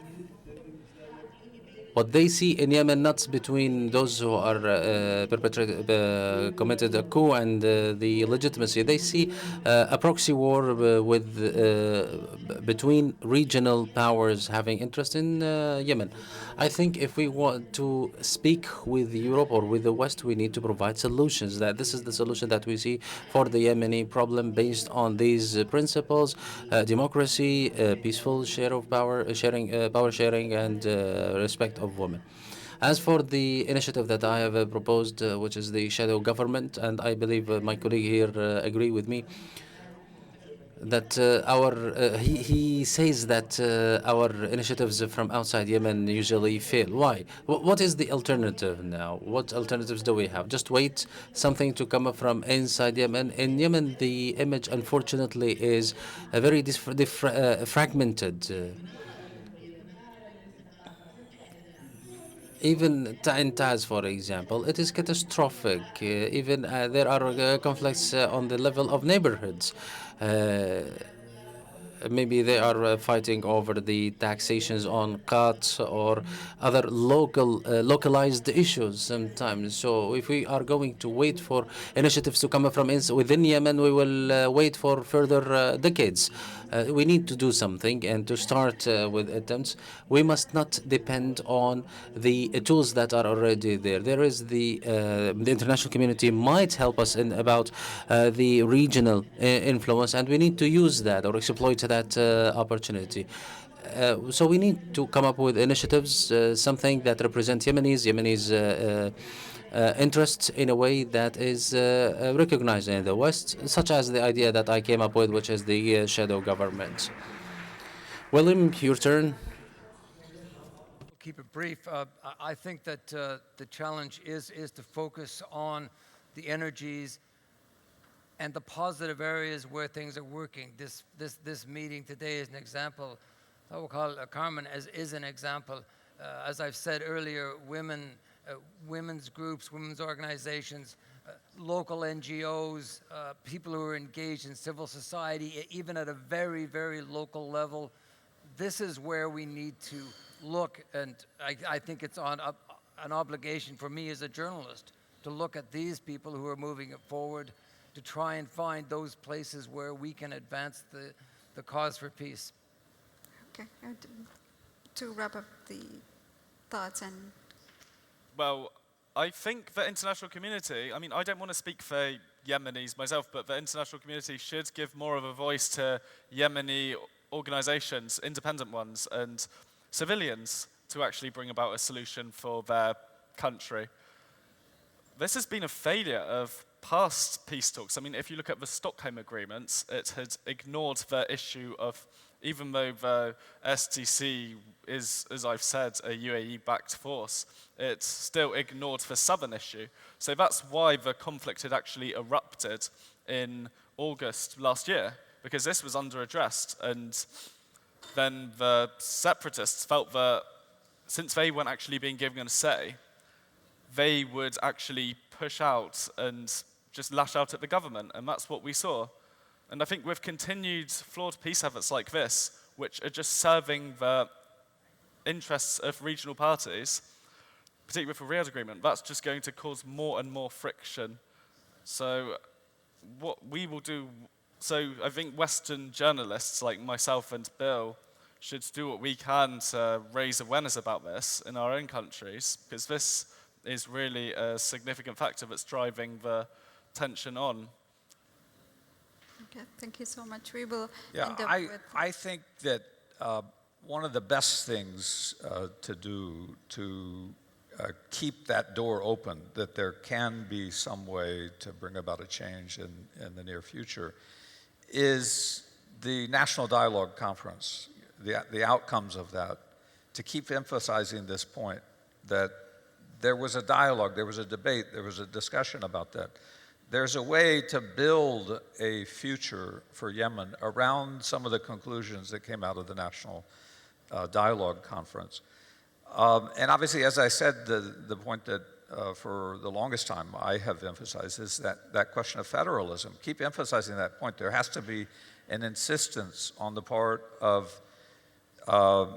actors at the global level and at the regional level, as well as keep emphasizing that the Houthis have to come around to accepting this idea that there needs to be room for decentralized decision-making within the country and build consensus around that idea. I think Yemenis outside the country can help do that. I think you can find partners certainly at a global level, at the United Nations, to do that. The question is, can you get these regional actors that are working with proxies inside the country to accept that? But I would say that's the best chance, is to build some momentum around those ideas. Okay, thank you so much. I would like to thank our esteemed experts, and this is very enlightening, and I would like to thank our audience, and like this we close this session.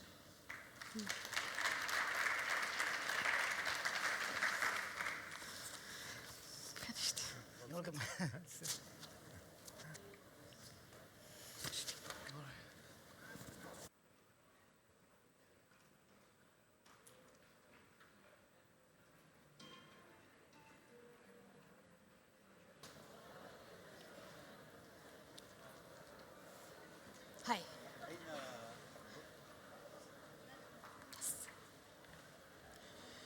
Bismillah.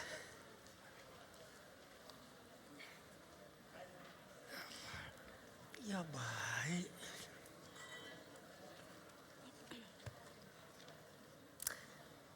Hi. So first of all, thank you again to Tawakkul Karman Foundation for this opportunity for all of us to be here to think about the not yet. I know you're all hungry, so thank you for being here and coming back. And I think the lunch will only be served for those who are still here, so don't leave. This session will be slightly different from the previous two sessions as kind of refresh. I will introduce my four speakers. Thank you. Jamila Ubaid is a Yemeni journalist based in Germany, and she has studied economy. She worked for different platforms in Yemen and also in Germany. Abbas Al-Urwa, adjunct professor at the Faculty of Medicine, founding director of Cordoba Peace Institute, Geneva, and member of the board of Al-Karama of Human Rights, also in Geneva.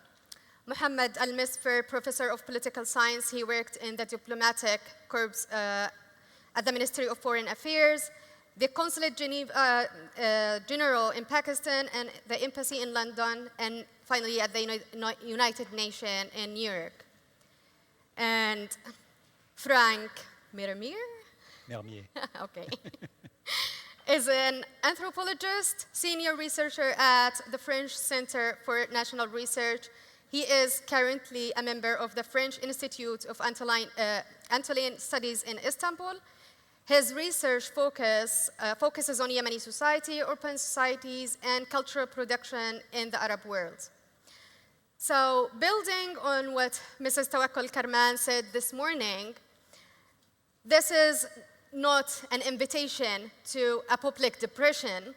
On the contrary, it's an anticipatory practice, a call for hope for the not yet post-war Yemen, post-war for the whole Yemen that we all know and not for only a part of it.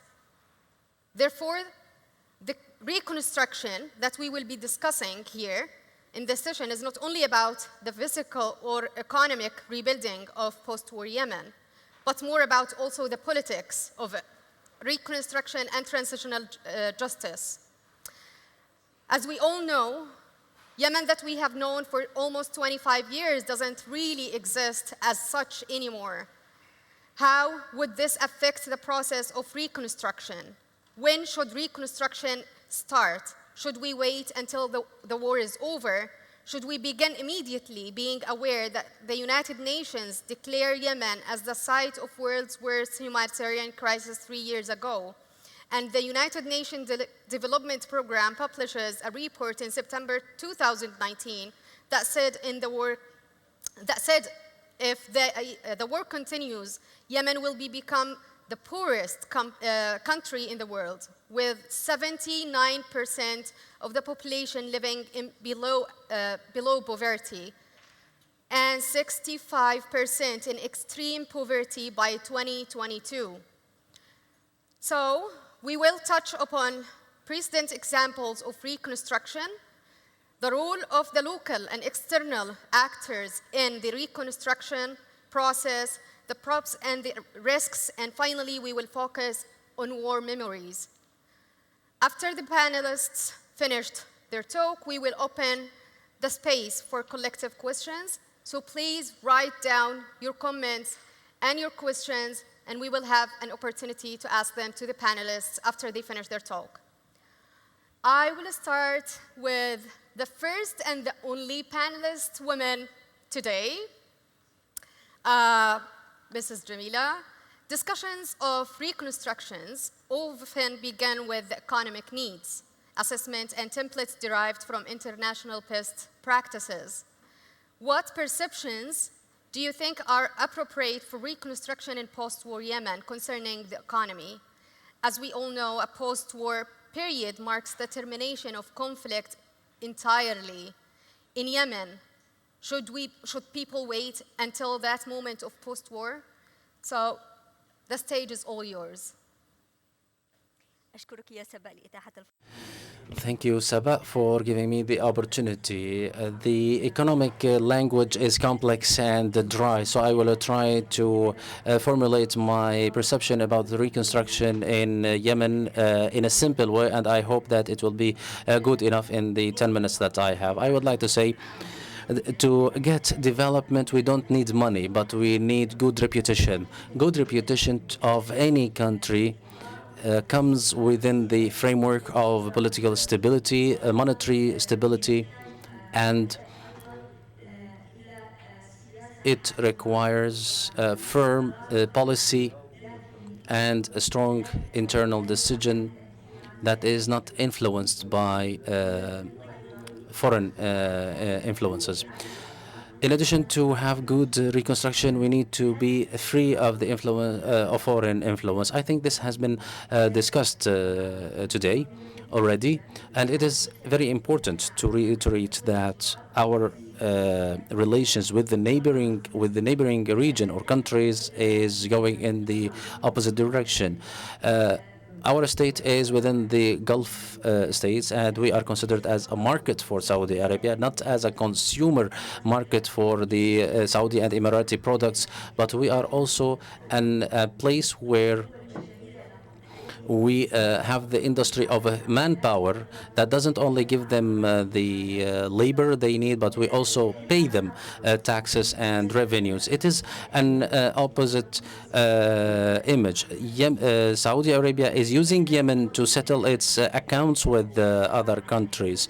They launched a war against Yemen, and it holds the government captive in Saudi Arabia, and Saudi Arabia imposes its own agenda.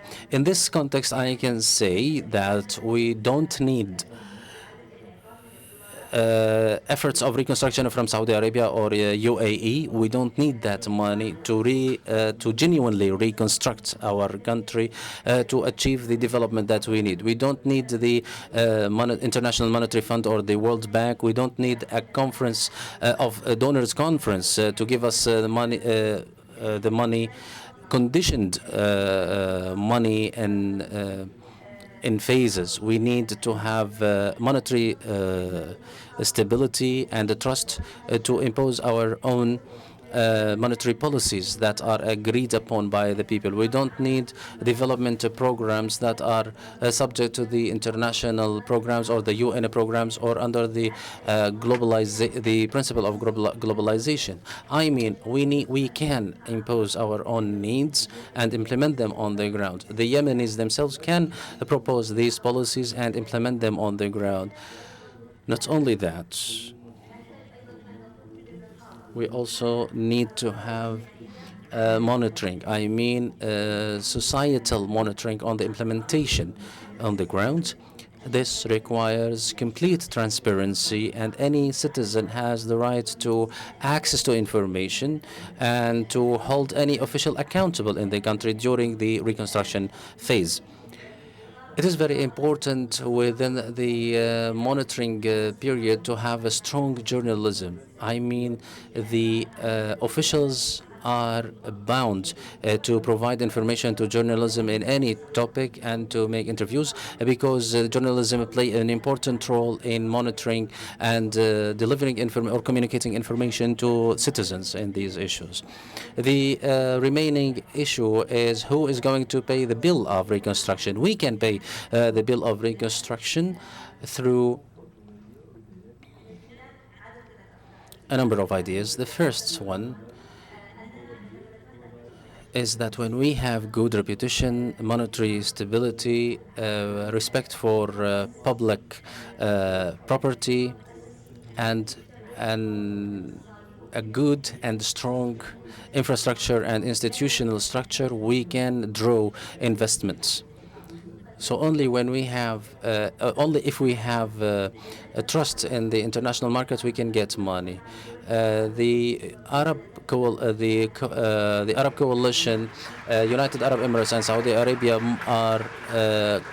must pay money for reconstruction, and as well as moral and material compensation for the destruction and for the victims for those who were harmed by and affected by the war.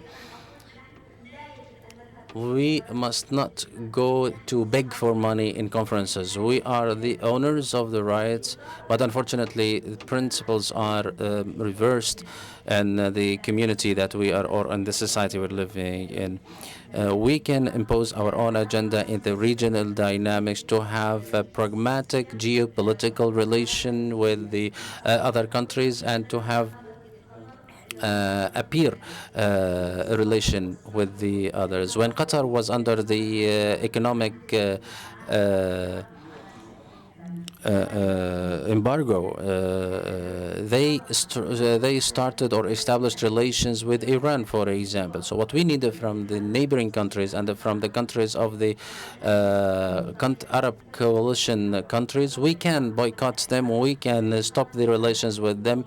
And all the issues, all the things that were made before the war, or any agreements that were signed by the Houthis or during the war, they have no legal status. They don't have any. They are not imposed on the people. They were made for these countries to get certain interests or benefits. We need to be strong enough to impose our own agenda.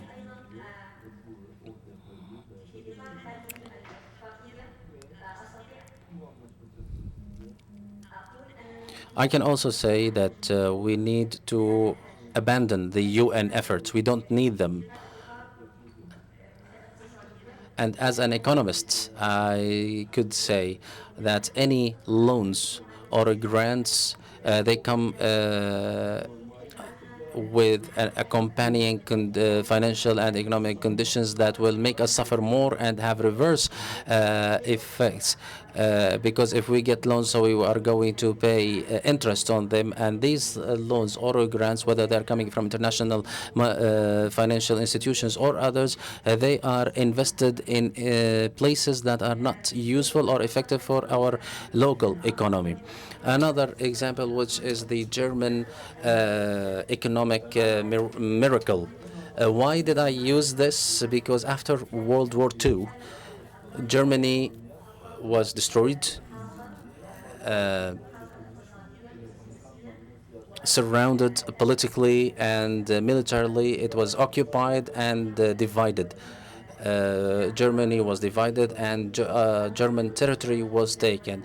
Germany didn't receive money from any country, although the Marshall Plan gave several countries in Europe several grants, but it gave Germany only loans that should be paid with interest later.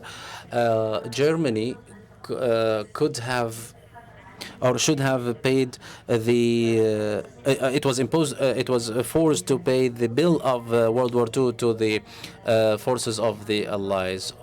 Despite all of the difficulties the German people was under, through this solidarity of the Germans with a good role of women, where they were able to have a good development in Germany, based on the principles of the respect of individual freedom, societal liberty, and solidarity within society. The German economy was able to build on their self resources. They didn't want to.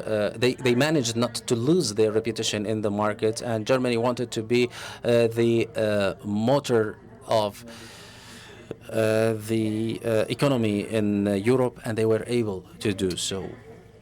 We are not so different from the Germans. We Yemenis can do this and can achieve all of these goals. During this phase of war and in the post-war Yemen, here I can say that the reconstruction plans that are the fake ones that are being marketed here and there under the supervision of Yemen, of Saudi Arabia, and United Arab Emirates and other international institutions, they are not successful ones, and we don't need these loans to be provided to Yemen. Thank you very much. From here, we move to Dr. Abbas. How does transitional justice stand in the broader process of conflict transformation, and what are the pillars of transitional justice and the pitfalls that could be encountered when designing a program of national reconciliation of post-war Yemen? Thank you, Sava, for your kind introduction. Thanks to the Foundation for offering this opportunity. And special thanks to Mrs. Tawakkul for her beautiful speech, opening speech this morning. It was really moving and very rich.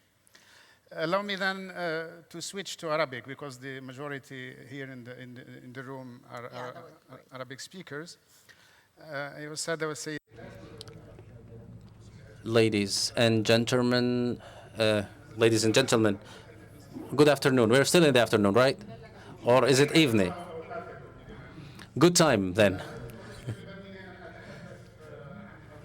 I was requested to speak about transitional justice.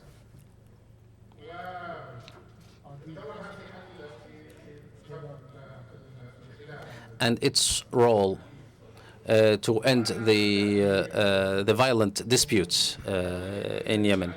I would like to clarify something, that transitional justice is not tasked to dispute or resolve the dispute or the conflict. When we talk about transitional justice, there is an aspect of justice, but what is not tackled sometimes by people who work in this field is that it is not only about issues related to rights and laws, but there are a number of procedures. So let's define what we are talking about. Transitional justice is a number of measures, legal, as well as political, social, cultural, economic measures, as well as structures that allow to reach national reconciliations. That's how it is defined by the jurisprudent experts in conflict resolution. The resolution aims to solve or to address the psychological and social impacts of the violence. This is called the negative or shortcoming reconciliation. The genuine reconciliation is to reach an opportunity for coexistence and building a state together, which is a perception of the coexistence and living together in the future. This is the genuine or the positive reconciliation.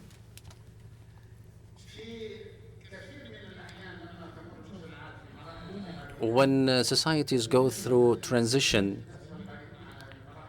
people running these periods or in charge of these periods find a lot of challenges because, as I said, reconciliation tackles the heritage of the past. But in a transition, we are not only concerned in solving or addressing the heritage of the past, but we also want to meet the needs of the present time.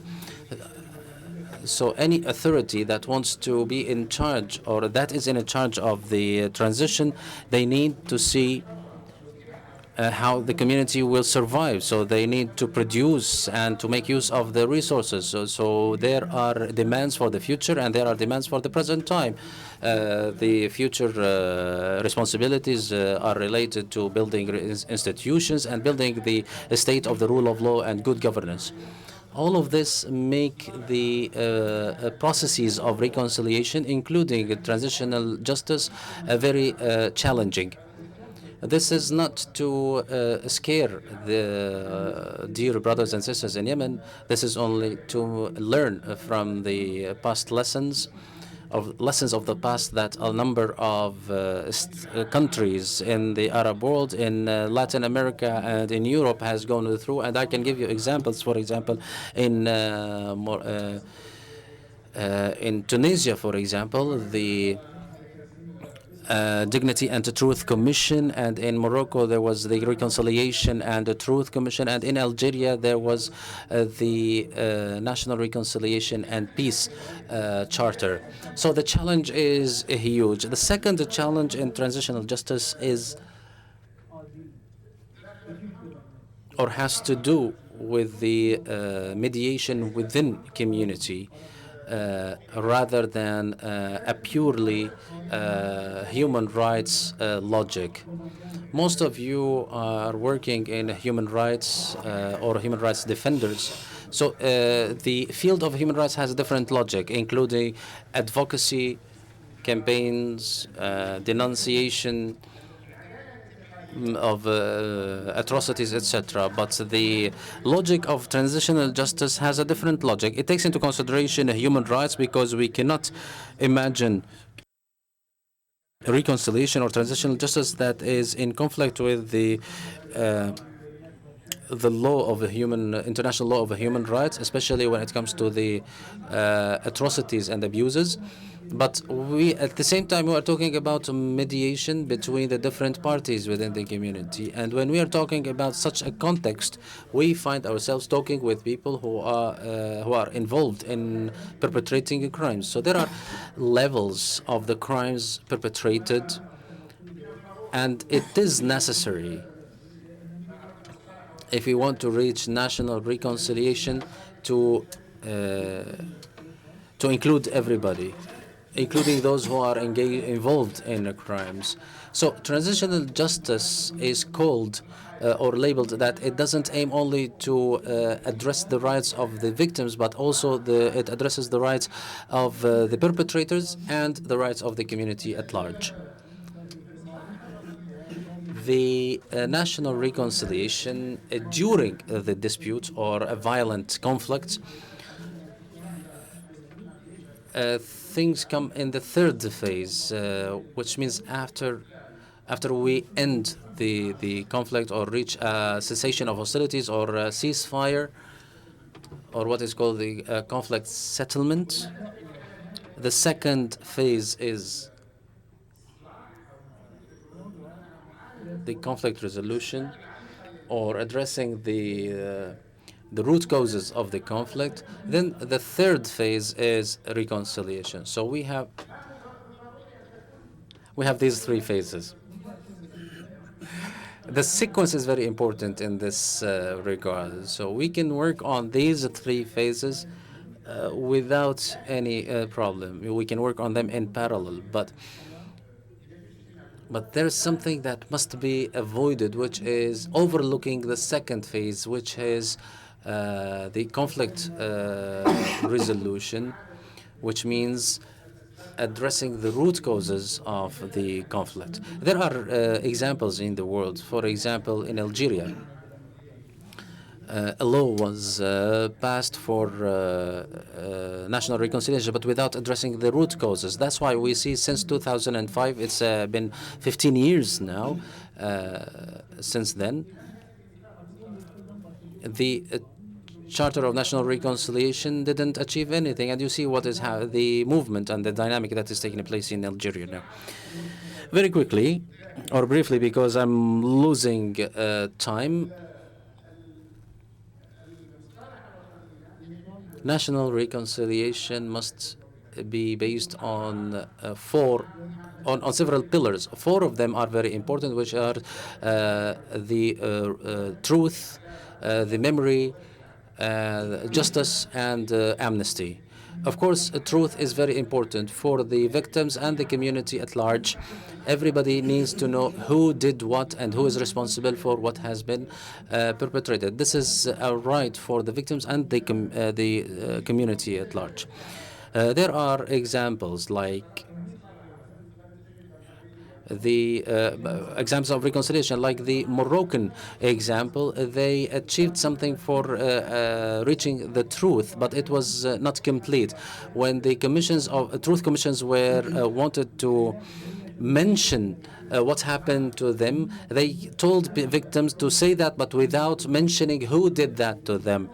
This is the Moroccan example. The Algerian example didn't give the chance for the victims to learn the truth. Then we have the imperative of the memory, because this allows the community not to repeat the violence or the conflict. Then we have justice, and justice here is a restorative justice, not a revengeful justice, and it has to do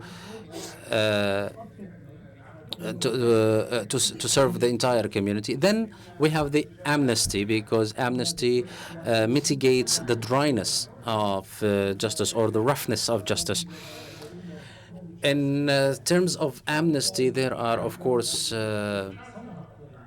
individual rights and public rights. For the public rights, the entity that is responsible for the reconciliation can issue a general amnesty policy for the perpetrators in the general rights. But in terms of the individual or personal rights, there is no authority that can provide or offer amnesty for the crimes against individuals or for the personal rights. But what it can do is to encourage individuals to forgive for their personal rights, and this we have a wide range of points or in our religion and in our culture that encourage that issue. For example, in Algeria, there was something about the rights of the kidnapped people. Those are suffering from this issue because there was amnesty for all the perpetrators, and they put those victims in a very awkward position. That's enough for me, and thank you for listening to me.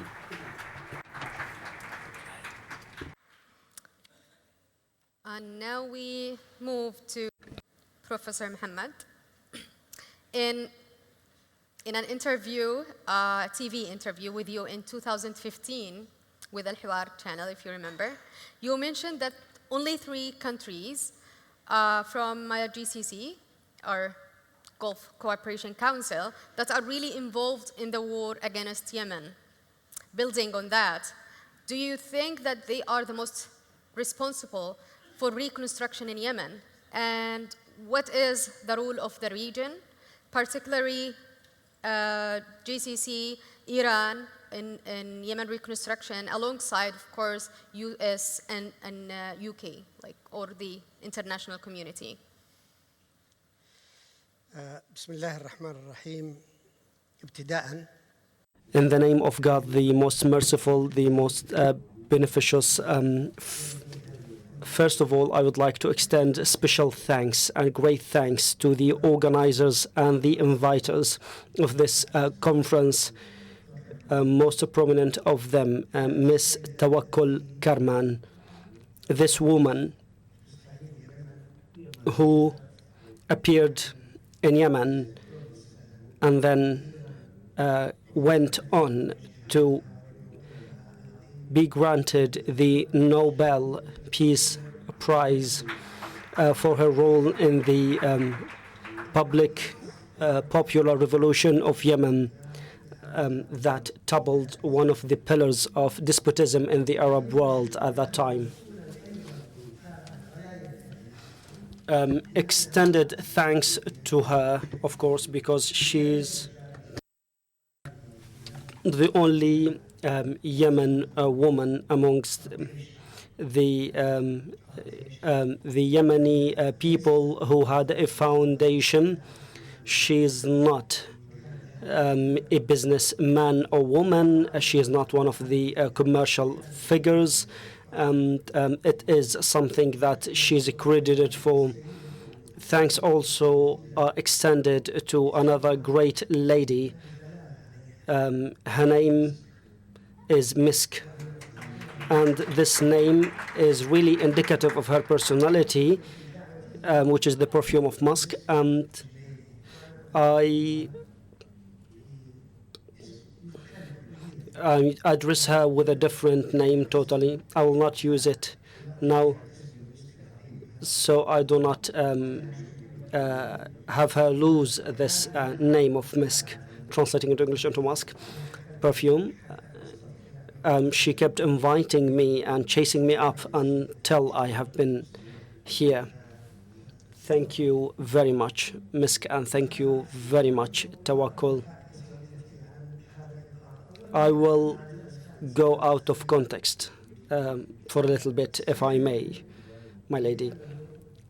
Commenting on this, I've heard that Ali Abdullah Saleh has invaded the south. I have also heard in that interview that he destroyed the South Army. I think that that term needs to be fixed. That happened for unity, and unity should be established. There was no unity that took place with reconciliation. For example, the American, the German, the Italian, and even the Saudi unity, all of them took place based on violence. This is why I say we should not use this term. The Southern Army, it's not an army of the South, it is an army of the Yemeni state. Therefore, when they rebel, they should be brought back to the real position. It is true that the regime committed great crimes, most prominent of which not establishing foundations for the state for which Ali Abdullah Saleh has ruled with dictatorship for decades, and this is what she should be responsible for, held responsible for, and accountable for. I think that we have to be patient before using some terminology. Let me go back to our topic of the day. I have listened, and I'm still listening to Yemen legitimacy. I don't know whether this is being broadcasted live, and I am not hesitant to say that legitimacy is confiscated, is kidnapped. They cannot express their opinion or freedom because they don't have their free will. Any kidnapped person cannot go out of the context set for him by the kidnapper. Therefore, if we say that legitimacy did not provide anything, but what did these national Yemeni forces provide instead of the legitimate authority? What others have provided in order to save Yemen from the disaster it fell under? It brought occupational powers from the region by the neighbors, and it was subject to the despotism of the neighbors. So the question is, what did the Yemeni generations, the Yemeni youth, including yourselves, in exile, what did it do for Yemen in exile, and what did people in Yemen do until now? Yemeni symbolic figures are still conflicting over the legitimacy of the legitimate authority. What did those who are based in Istanbul, Cairo, Malaysia, or wherever they are, what did they do? They are demanded to work. I have heard one of our colleagues that there should be a movement towards a national unity government, a party in exile, or a unity government that is inclusive of everybody. I would like to tell our brothers in the south of Yemen, what do you want? You fought patriotic movements, communism movements, liberal movements, and other movements. What did you do? You did nothing. The Yemen unity for 30 to 40 years made something. They have committed crimes, and they will be held accountable for that, no doubt. Now we have many names of them. The Hadramaut Comprehensive Reference Conference, etc. We have a big list of these factions. In the north, the Houthis said they are in unity, but you are in the south, divided. With this background, what do you want? Isn't unity better than a bad friend? Isn't unity better than bad options and alternatives? Yemen has no future from now until doomsday without unity, the unity of its people, men, sons, education, healthcare, strife. Yemen extends from the Far Eastern Indonesia to Southeast Asia, India, and the GCC area. Half of the tradesmen in Saudi come from Yemen, and it extends to the UK, US. On those able to build a happy Yemen, wisdom is Yemeni, mindfulness is Yemeni, and we're still saying reconciliation, terminology, etc. If we fight all of these parties of liberals, unity defenders, etc., whom do we defend? For time purposes, I will go back to the GCC and the Yemeni street. Isn't that this question? GCC is going through a crisis today. It is kidnapped. It is disintegrated. It's not united. You think it is united because the name is the Gulf Cooperation Council, but it is the Council of Defeat now. God gave it the biggest wealth on earth, petrol and gas, a strategic location. People were competing for that around the world.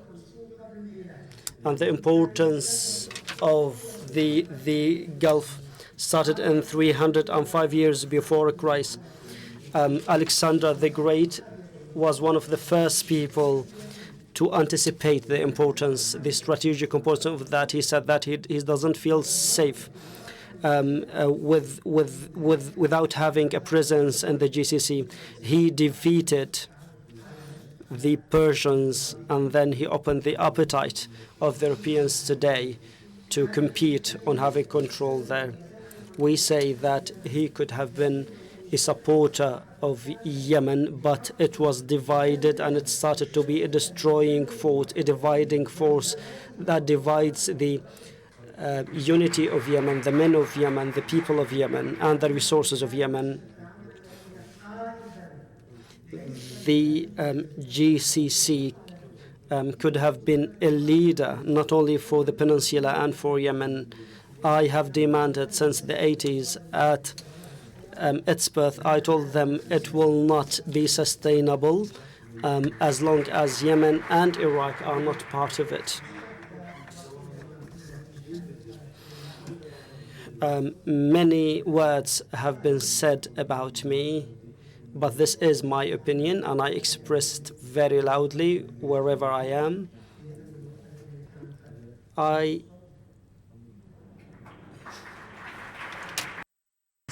The American have sucked.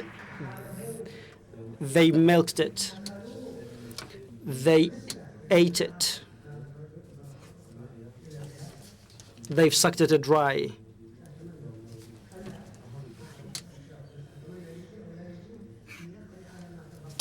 I think that they will come to finish the rest. If Trump went back to governing, it will finish off the sovereign funds and we are looking for the revival of Yemen on all aspects, and the same for the Arab world and for the GCC Council. And thank you very much for taking so much time.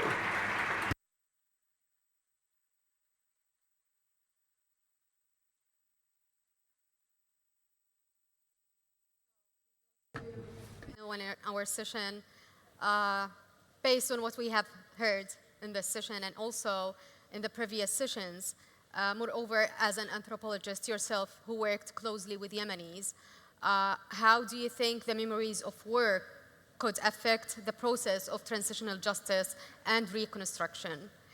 And also, if you could elaborate on what I've asked you earlier, in area where people can have faster access to knowledge through the internet, despite it's very slow in Yemen, do you think that there is any possibility for alternative narratives as a method of transitional justice? And the stage is yours.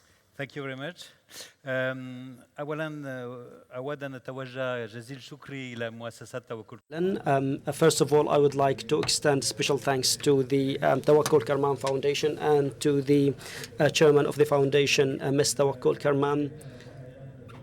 And I would like to extend thanks to Mrs. Misk Al-Junaid.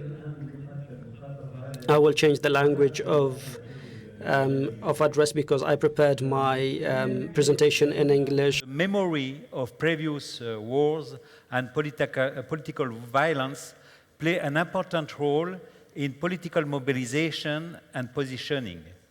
We all know that the war in Yemen has led to the emergence of new armed factions and has aggravated the phenomenon of regional political centers, particularly as a result of direct interference by regional powers, threatening the very integrity of Yemen. Aggravating the fragmented political landscape, some of these regional poles have become the focus on internal rivalries for their control, as in Aden, Taiz, Mahra, Socotra, and Taiz, and have become incubators of future wars. As a result of that, another aspect which must be taken into consideration is the moral distance which was established between the different regions of Yemen because of the enduring conflict which has isolated parts of the country from each other. This isolation has been aggravated by the tendency of some political powers to exclude those located beyond what they considered as their borders in order to achieve their political domination. The dynamics of war have also resulted in extreme fragmentation of the Yemeni public sphere and of the components of the civil society. The territorial, regional, and political fragmentation which have emerged from conflictual relationships rely also on the memory of previous wars, 62, 86, 94, 2004 till 2010. The current war has also led to many internal wars in Sana'a, Taiz, and Aden. Thus, the question of dealing with these war memories will be an important challenge for the post-war period, and it is directly related to the topic of national reconstruction and transitional justice. If the amnesty of the warlords in Yemen is part of a general agreement to end the conflict, there is a risk that it will impose this kind of forced amnesia through which the vivid memory of war might prevent the steady progress of the social and political reconstruction processes.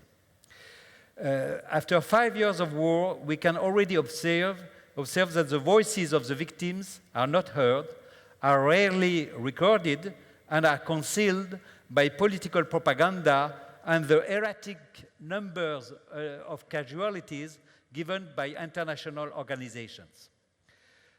Post-war Yemen will probably face a territorial and community fragmentation of war memory because war experiences differ from one region to another. It will be an important challenge to overcome the confrontation of conflicting memories. In numerous cases, what has been labeled as the competition of victims has often led to a war of memories. It is known that the prioritization of victims and memories depends on the of the institutions that give them official status and recognition. An important aspect of the national reconstruction process will concern the mechanism to be implemented to overcome the compartmentalization of suffering